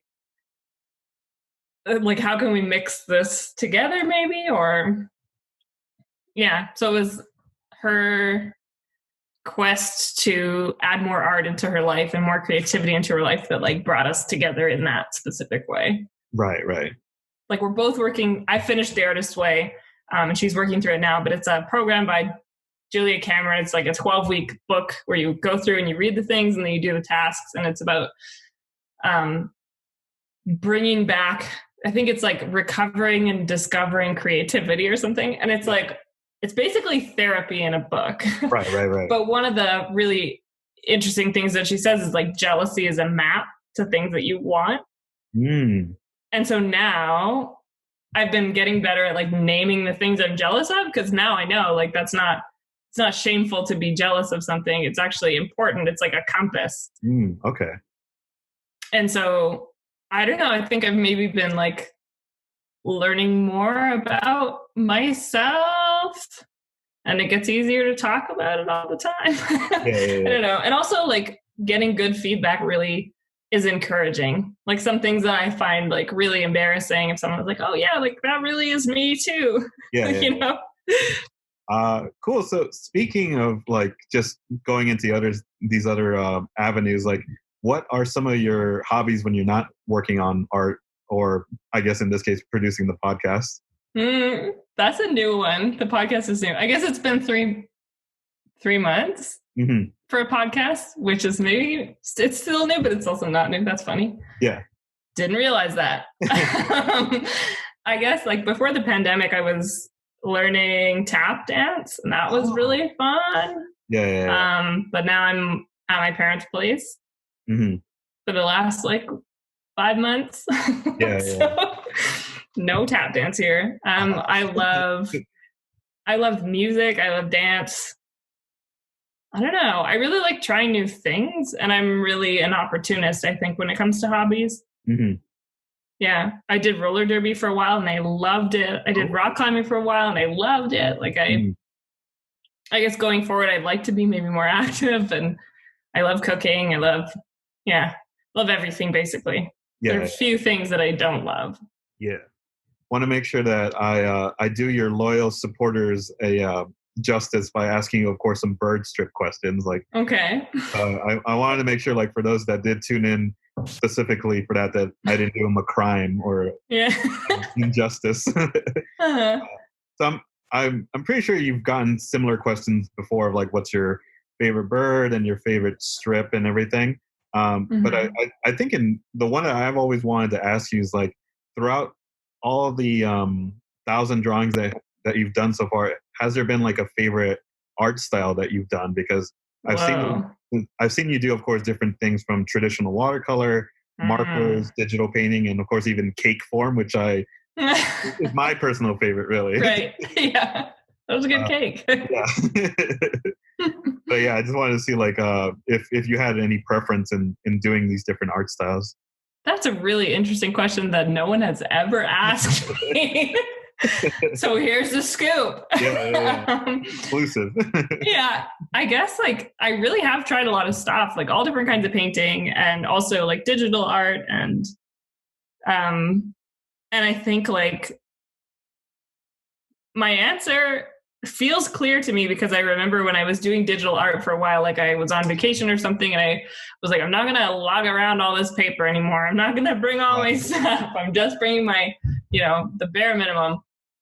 And then when I got home and I got to like paint with real paintbrushes again, like watercolor and like ink, it felt so good. Like there's something that like, it's so much easier for me to get in flow with the paintbrush than it is to do digitally. And maybe I was just never that competent at it. Maybe that was a problem, but like, there's something really special about watercolor paint, I think, and ink. And I think it's interesting. Like I'm looking back through all my bird strips right now because I'm trying to like think of like what could possibly go into a book. And it's so interesting to see the way like my earlier drawings had a lot of pencil in them and I like didn't like erase them. And it's interesting to see how the process has changed over 1,000 days. And like the things that you maybe focus more on are like, what a strange thing to practice. Yeah. Like now I can draw a bird, like now what? Exactly. Yeah.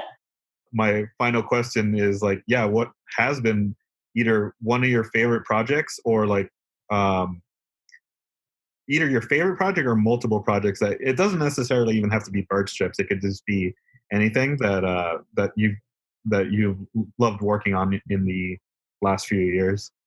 I mean, I'm really proud of bird strips. I'm excited for it to turn into something new. I think Art Horse is something that I've always wanted.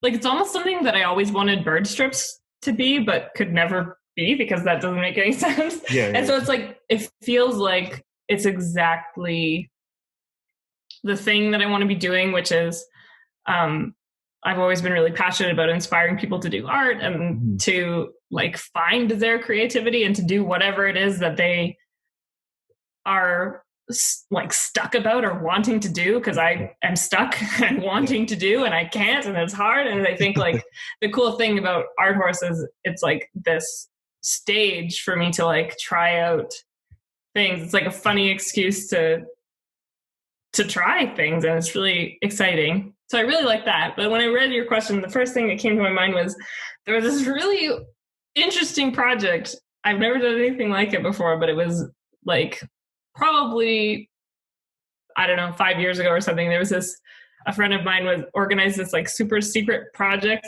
to do this like a timeline of the history of the universe. Oh, wow. Under the city, like in a storm drain. Yeah. And so like, and he was very like paranoid about like being, anyone finding out. And like, so no one was allowed to talk about it outside of anything. Like no one was allowed to send an email. There was like code words. No one was allowed to text about it. It was this whole thing. And so like everyone had an event and they had to like design a piece for their event. Yeah. So like the first flowers, on Earth. And like, so mine was the first, I remember it was like a giant like fish alligator thing. I think it was the first thing with feet maybe, or like legs, or the first thing that went on land. But it was like so interesting because we're just all in this storm drain in our rubber boots with our flashlights and like spray painting on this wall. And there's like all these plaques and like, it's really interesting. It's underneath Victoria, BC, Canada. Like, but I don't know if it's still there, but I feel like that was a really interesting collective project, the likes of which I've never seen before or since. Yeah.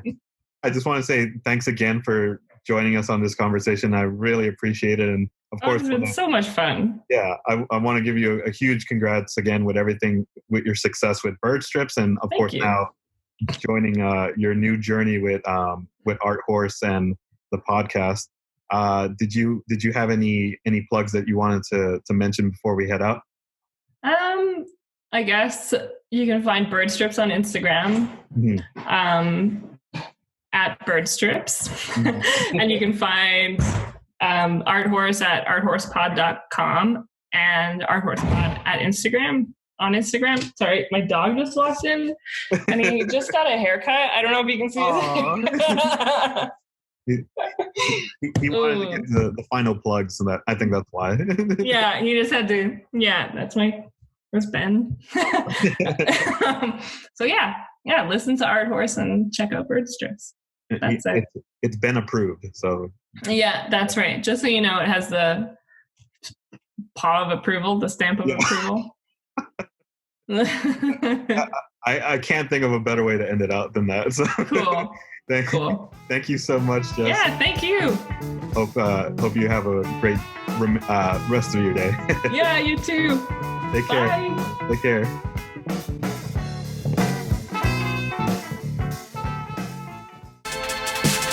Special thanks to our friend Little War, one of the wonderful artists who provided music for today's event.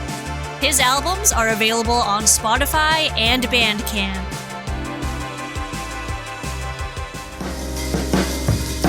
Wrapping up our artist spotlight, let's take a look at the wonderful work of Irene Lepe, RD1FB, The Little Red House, and Marc Allen.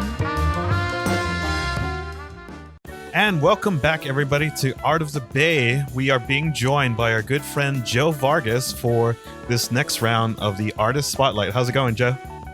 Great. Glad to be here. Really excited to look at some beautiful art. Yeah. Thanks again for joining us with this super last minute request. We really appreciate the time for you making it out here. Oh, no worries. Always glad to help. I definitely wanted to kind of get your feedback because I know you have an amazing eye for art and in general with all the stuff that you do. That I definitely appreciate your input with the artwork that we're going to take a look at in a bit. So yeah, let's get started here. So the first artist that we are going to take a look at is my good friend Irene. Yeah, so you can definitely check out Irene's work on her Instagram page. But a little bit of background on Irene is that she's actually a animator and an illustrator, and she's same kind of thing, that she's been in the industry for about a decade now, which is really impressive with the amount of work. Most of the work that we're going to kind of go through here are stuff from her own personal portfolio, so it won't be so much from her game industry. But as you can kind of tell, her art style is very, very in that traditional sense of a of kind of like a children's book illustration type, which I'm always blown away of how artists can kind of get that style, just because of like being able to tell so much of a story in like the simplified kind of illustrations, but even with those, that they're able to express so much. You know what I mean? Oh yeah, exactly. And due to COVID, I've been watching a lot of One Piece, and it kind of reminds me of Oda's work, where it's very like traditional kind of, like you said, book illustration, like children's book illustration meets like kind of like old-timey cartoon. Yeah, this looks beautiful. Plus I think like there's an added charm and texture to using the different type of media that she uses, especially those wax, what would you call that? Wax. Oh yeah. I think I know what you mean. Because she does a mixture of traditional artwork, but she also does digital art, as you can kind of see here. But yeah, from all the stuff that when I worked with her at Zynga, it would be mostly digital artwork. So whenever I saw any of her physical work, because she's also been on the Artist Alley circuit within the last couple of years as well. So when I actually got to see her work in person, when it's just come to like these watercolors, or just even she even does some small sculptures. So just kind of seeing those physical pieces, it just blows me away of like how overall talented she is as like a overall artist, where it's not just the digital work, it's all these other different mediums that she can tackle. Yeah, to go back to the earlier work, wax pastels, there you go. That's sorry, it just came to me. But her watercolor, her use of her overall control of the medium, it's not a like, I know from experience, because my favorite medium is watercolor. It's not easy to control, especially when you're first starting out. Exactly. It's kind of like, it's a pain for a lot of kind of up and coming artists. Yeah, I was talking to one of our other artists, Addi Miyako, and she was kind of saying something similar, where watercolor kind of provides kind of like a metaphor of life, where a lot of it you can kind of control, but then a lot of it is out of your hands, where the water kind of just does its own thing and you can't really control it as much, you know? Right, yeah. I mean, that's kind of the charm to it too, because like no one piece you do is going to be the same. You're going to get better at controlling the kind of the way that flows on the page. So your earlier work will look completely different from something you do rather recently. Exactly, yeah. That is definitely the beauty of it, is that it is kind of a thing where you'll progress in time, both as an artist and as a person as well, based on how you stick with it. Going back to some of the stuff that we did back in art school, do you see a lot of the kind of fundamentals that we were taught as students translated with the work that you see, or in I guess in this case with some of the work of some of Irene's work here? Yeah, especially with a lot of her gesture, like it's very like I can imagine this being animated just by looking at like a few frames. Like I could see the every single action that is being manipulated. Right.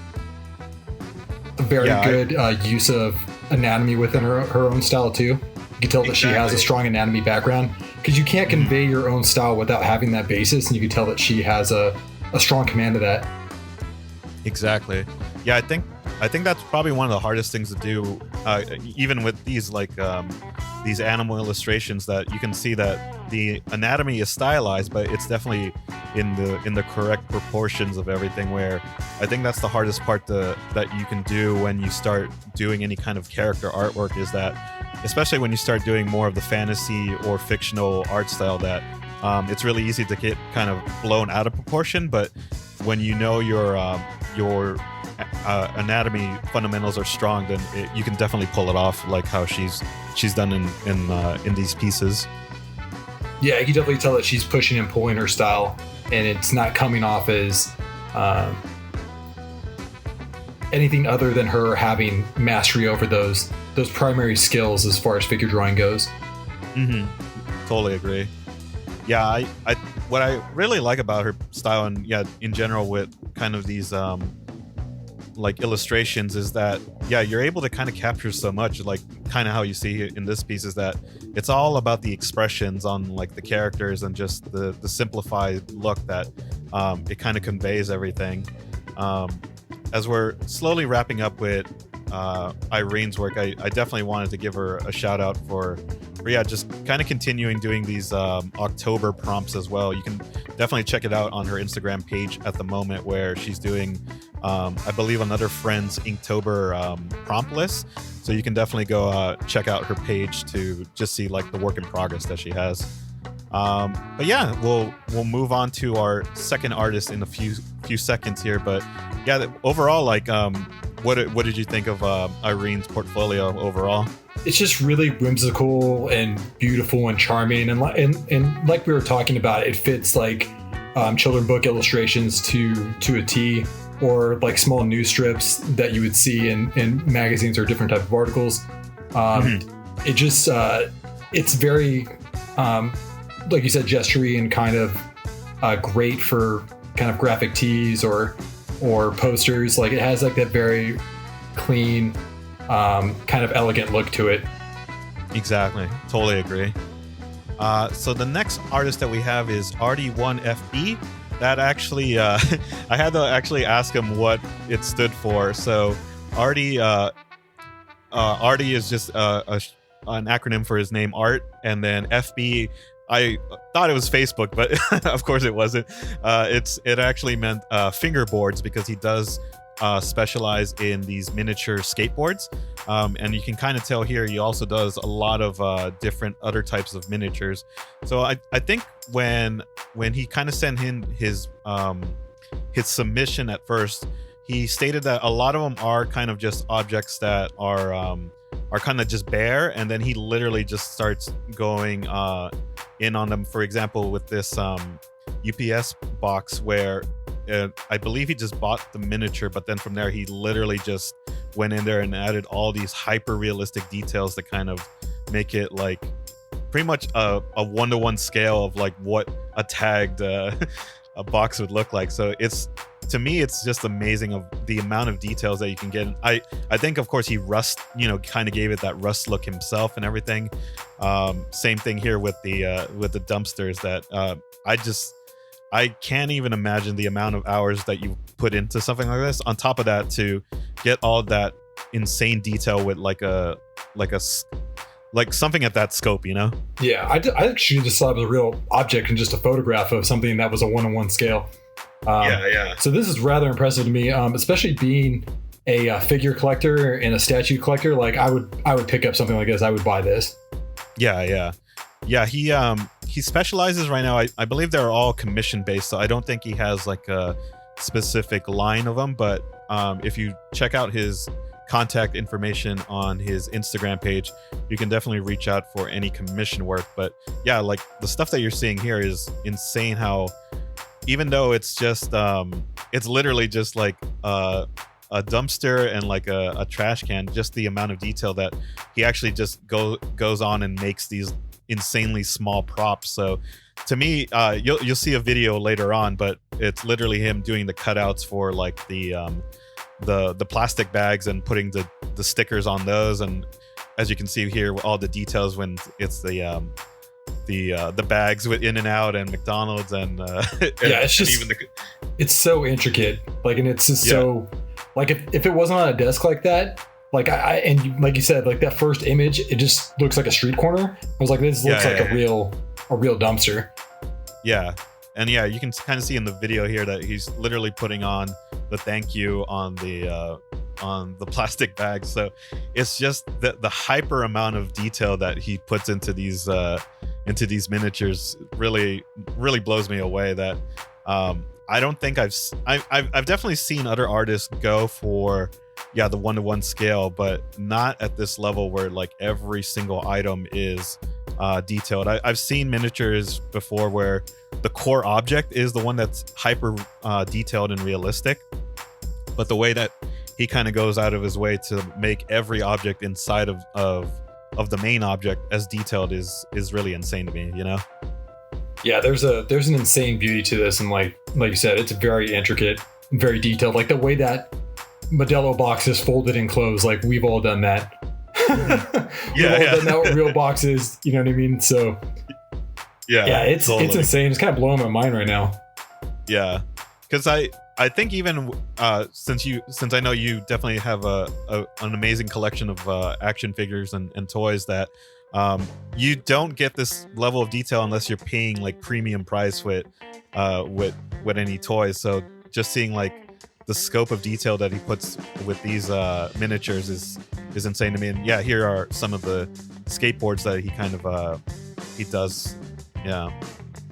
But yeah, I would imagine that just kind of seeing like a full environment would be probably hard to tell, like depending on like what kind of camera that you shoot them at. That I would definitely get tricked to see if it was actually a real life size or if it was one of these these miniatures, just because of the amount of detail. And this one you can kind of see the detail with like some of the smaller objects from the dumpster that are pretty crazy. What would you say would be one of the action figures or just anything in your collection that comes close to this level of detail? Well, I don't collect a lot of props or have a lot of props, but these are definitely, if he did like 1/6 scale props, or even 1/6 or 1/6 or 1/12, like I would definitely like pick these up and like make a little scene of it. Because I know a lot of people that make tiny props and like kind of do intricate work, but I've never seen anything to like this amount of detail where it's just like I'm completely tricked and manipulated to think that this is an actual item. Of our size at 1/1 scale. So yeah, this is truly amazing. Like I said, it's blowing my mind. Being a collector and seeing stuff like this. I totally agree. Where I think if anything, growing up as a kid, I think McFarlane was probably the most detailed toys I've seen. So kind of comparing that to any of these props definitely put me in like a wow moment. So yeah, definitely I would say if you want to check out any more of his work, I know he's also still doing a lot of commission work where he'll post his videos of his work in progress with some of his commission work, and he also just in general just posts updates on some of the items that he purchases, and then also like goes into full detail with those. But yeah, I definitely wanted to give a shout out to my other friend Mark, who introduced me to art in the first place, where I believe they went to art school together as well. So that's how we kind of connected with each other.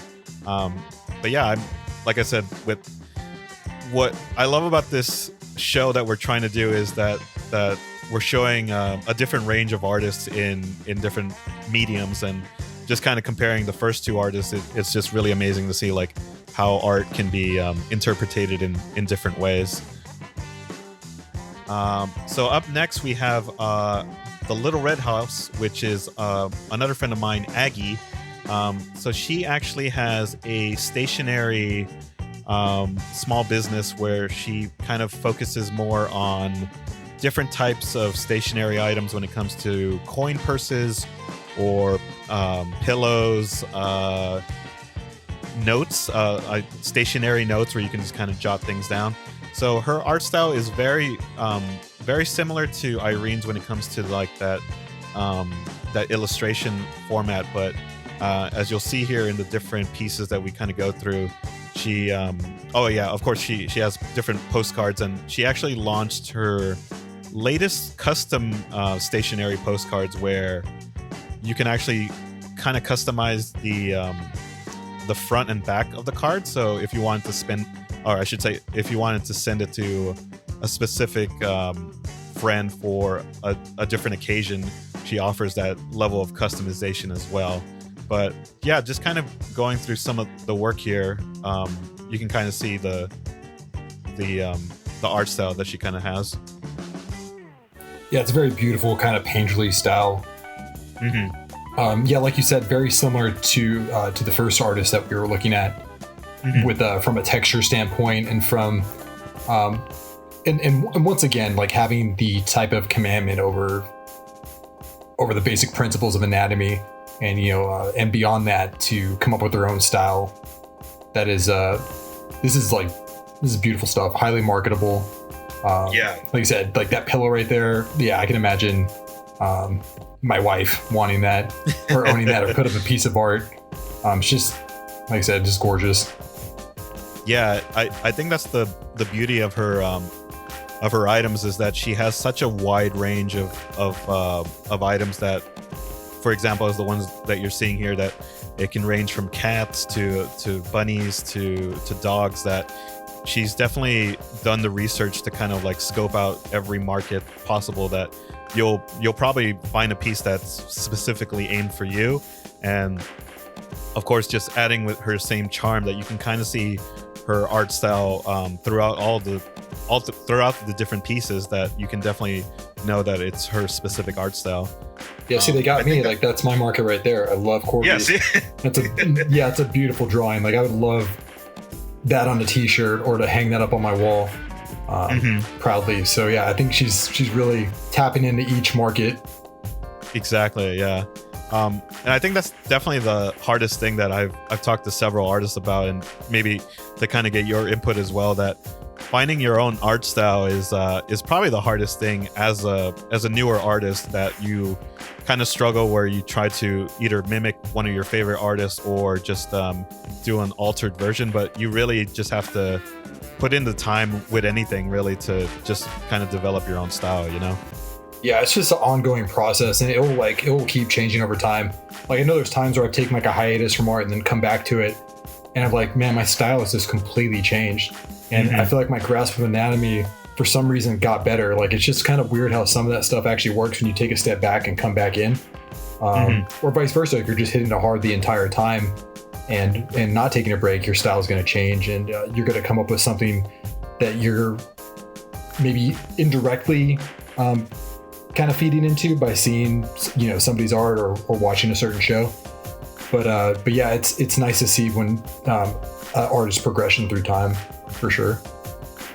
Yeah, I totally agree.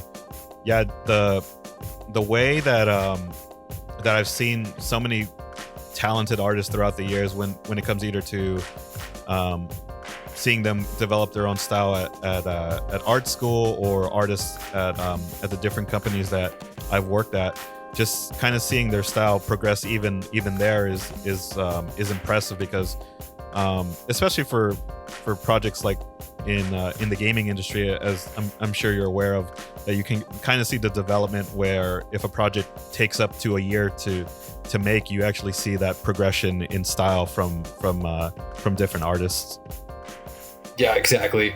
I mean, most of the time in game, like you want to be kind of like on model and whatnot, but it's nice to see those artists' personal art as they're working on given projects. You're like, man, some certain aspects of your guys' style is changed.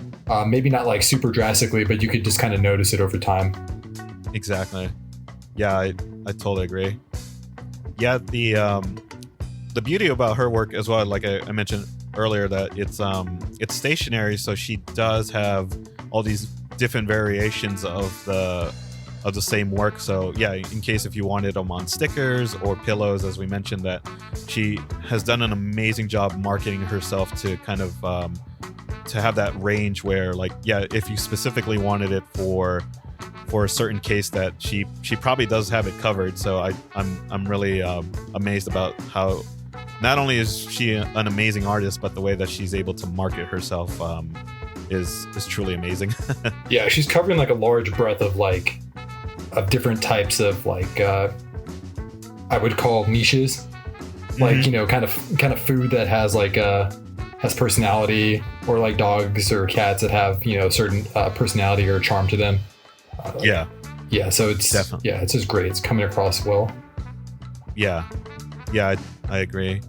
The thing I definitely wanted to plug before we move on to the next artist is that, yeah, she also does these live Instagram drawings where I think you can either contact her ahead of time if you had a specific commission request, so you can actually see her work on your commission piece in real time. And it's just an amazing process that we actually did that for a coworker earlier this year, where we got her like a birthday commission. So it's really a unique thing to see like an artist create your customization in real time. So I definitely wanted to give her a shout out there. Yeah, like once again, beautiful work. Yeah, I've loved everything I've seen so far, and it's also drastically different. Yeah, even between the first artist and the one we just recently saw. Exactly. So yeah, we're gonna move into our last artist of the session, where speaking of totally different medium, we're gonna go into photography here with the amazing Marc Allen. So as you can kind of start seeing here in the first images, he's developed kind of like a surreal style when it comes to like the photo shoots and then the models that he kind of selects here as far as the wardrobe comes. That it's, to me anyway, I've never seen like a style done this way, where it's like a mix of like fashion but urban as well, when it comes to like the scenery that he picks out for the specific shots that he takes here. what I really enjoy is that the colors and the tones just really match up specifically with the sceneries in these photos that I'll kind of point out specifically when we kind of get to them. But this one, for example, this one really blows me away when it comes to like, just the composition, and then like the color tones within here, that it literally is like a work of art where like it feels like a painter kind of went in there to kind of scope out like the color tone that you wanted to set up for the scene. It looks like a painting. It just pops. Yeah. Even with like the lighting, and this one is just amazing in itself too. Just like kind of creating that contrast with just the elements that you have around you with the sky, the model, and then the background, that it just kind of gives you like, it gives you the eye to focus on the core object, but at the same time lets you appreciate kind of the scenery, and then like I mentioned before, like the color tones that kind of come along with everything, and they kind of piece it together. And this is kind of what I had mentioned earlier with the fashion style too, is that it's just like a mixture, because from our friend Drew, he's actually good friends with Drew, where he works with the models when coming up with these different costumes. So I think that's why the photos come out to their strongest effect, because it's a collaboration piece between the photographer and the artist, and not to mention as well that he's also a traditional artist, where he does traditional art as well. So I think that's why I'm very impressed with his artwork, because he kind of is able to jump around to different mediums, you know? Yeah, correct. To speak more on the last photo, I mean, that's something I would see in Vogue or see in some type of high fashion ad. Like beautifully composed. I like the kind of smoke, kind of seediness of the background with like this beautifully elegant, figure to kind of like take up the frame. This composition is just out of this world. Like I said, every photo that we've seen so far, my eyes moved around accordingly to what the artist's vision, or at least what I think the artist's vision was, as far as taking his art in his photography. Exactly. Yeah, and I think that's always the thing with photography, is that it's definitely a medium that is kind of opened up, especially with modern technology, with camera phones and everything that everyone can kind of just do instantly with social media. But it's still an original art form in itself, where there are photographers like Marc that just take the skill of being a traditional photographer to that high quality production level when it comes to like working with the models and working with the wardrobe and scenery to really put a lot of effort. It's very similar to filming a movie, when like you literally put so much production work into a set in order to get that specific scene or shot down, you know? Yeah, exactly. Like this, I mean, this is like stuff I've seen kind of world-renowned cinematographers do. From, I don't know if you've ever seen The Cell, but like a lot of these shots are very similar to things you would see in The Cell. Okay. In that film, I forgot what the director's other film was, but he has this very kind of fashion-centric kind of composition that he uses all the time. It's very unique, and that's where I'm kind of getting from this. Okay. Yeah, and to speak more on like his traditional art, yeah, it's great too. Beautiful gesture. I kind of like the kind of like Picasso kind of feel that it has. Right. Yeah, I was definitely getting the same vibes too, where it just feels very Picasso-like, but then also like the bold colors kind of give it that good level of contrast with the different pieces. And yeah, like going back to this with the wardrobe, I think that's what kind of makes it stand out, where each individual piece is, I would imagine, by design when it comes to like what each model is wearing to kind of make the most out of the shot. And also with this last piece here, just the lighting of it as well is what really sets it apart from like any any amateur kind of photography, that he really puts in the full effort when it comes to the lighting of the shots that he does. Yeah, he comes off very seasoned at what he does, and you can tell he's worked really hard on his craft throughout the years. Totally agree. So yeah, I would definitely recommend for folks to go check out his website. He has more of his overall portfolio on there, and then also if you wanted to contact him for any specific commission pieces, you can find all his information on his website as well. But yeah, that will do it for our last artist spotlight series. So thanks again, Joe. Again, we really definitely want to thank you for making the time to review these pieces. That we really appreciate your time. Oh yeah, no worries. It's been a pleasure. It's actually fun, and kind of like, yeah, I kind of want to look at this art after we're done talking, and kind of like further dive into some of these artists that we've looked at and reviewed. Awesome. Yeah, before we headed out, I just wanted to see like if you had any plugs that you wanted to give out. Yeah, sure. I actually write weekly articles for a movie site called SIFPOP. So if you guys ever want to check out our top 10 articles for the week, you could find them there. Also, if you want to add me on Instagram, it's at the Star Spangled Avenger. Mainly just having blogs and workouts, and sometimes there's art, but more or less it's kind of like a more or less like a blog, of sorts, personal blog. And yeah, I'll definitely give the viewers more context there, where you do amazing costume cosplays as well with all your different Captain America attires. That the level of detail that you also put into those is pretty much on the same level to me as the artists that we've checked out here. So I definitely wanted to give you your props as well. Oh, thanks, appreciate it. I mean, I wouldn't be able to do half of that stuff without all the great makers out there too that make a lot of these props and stuff too. Like, there's so much time and effort that they put into a lot of things they do. So,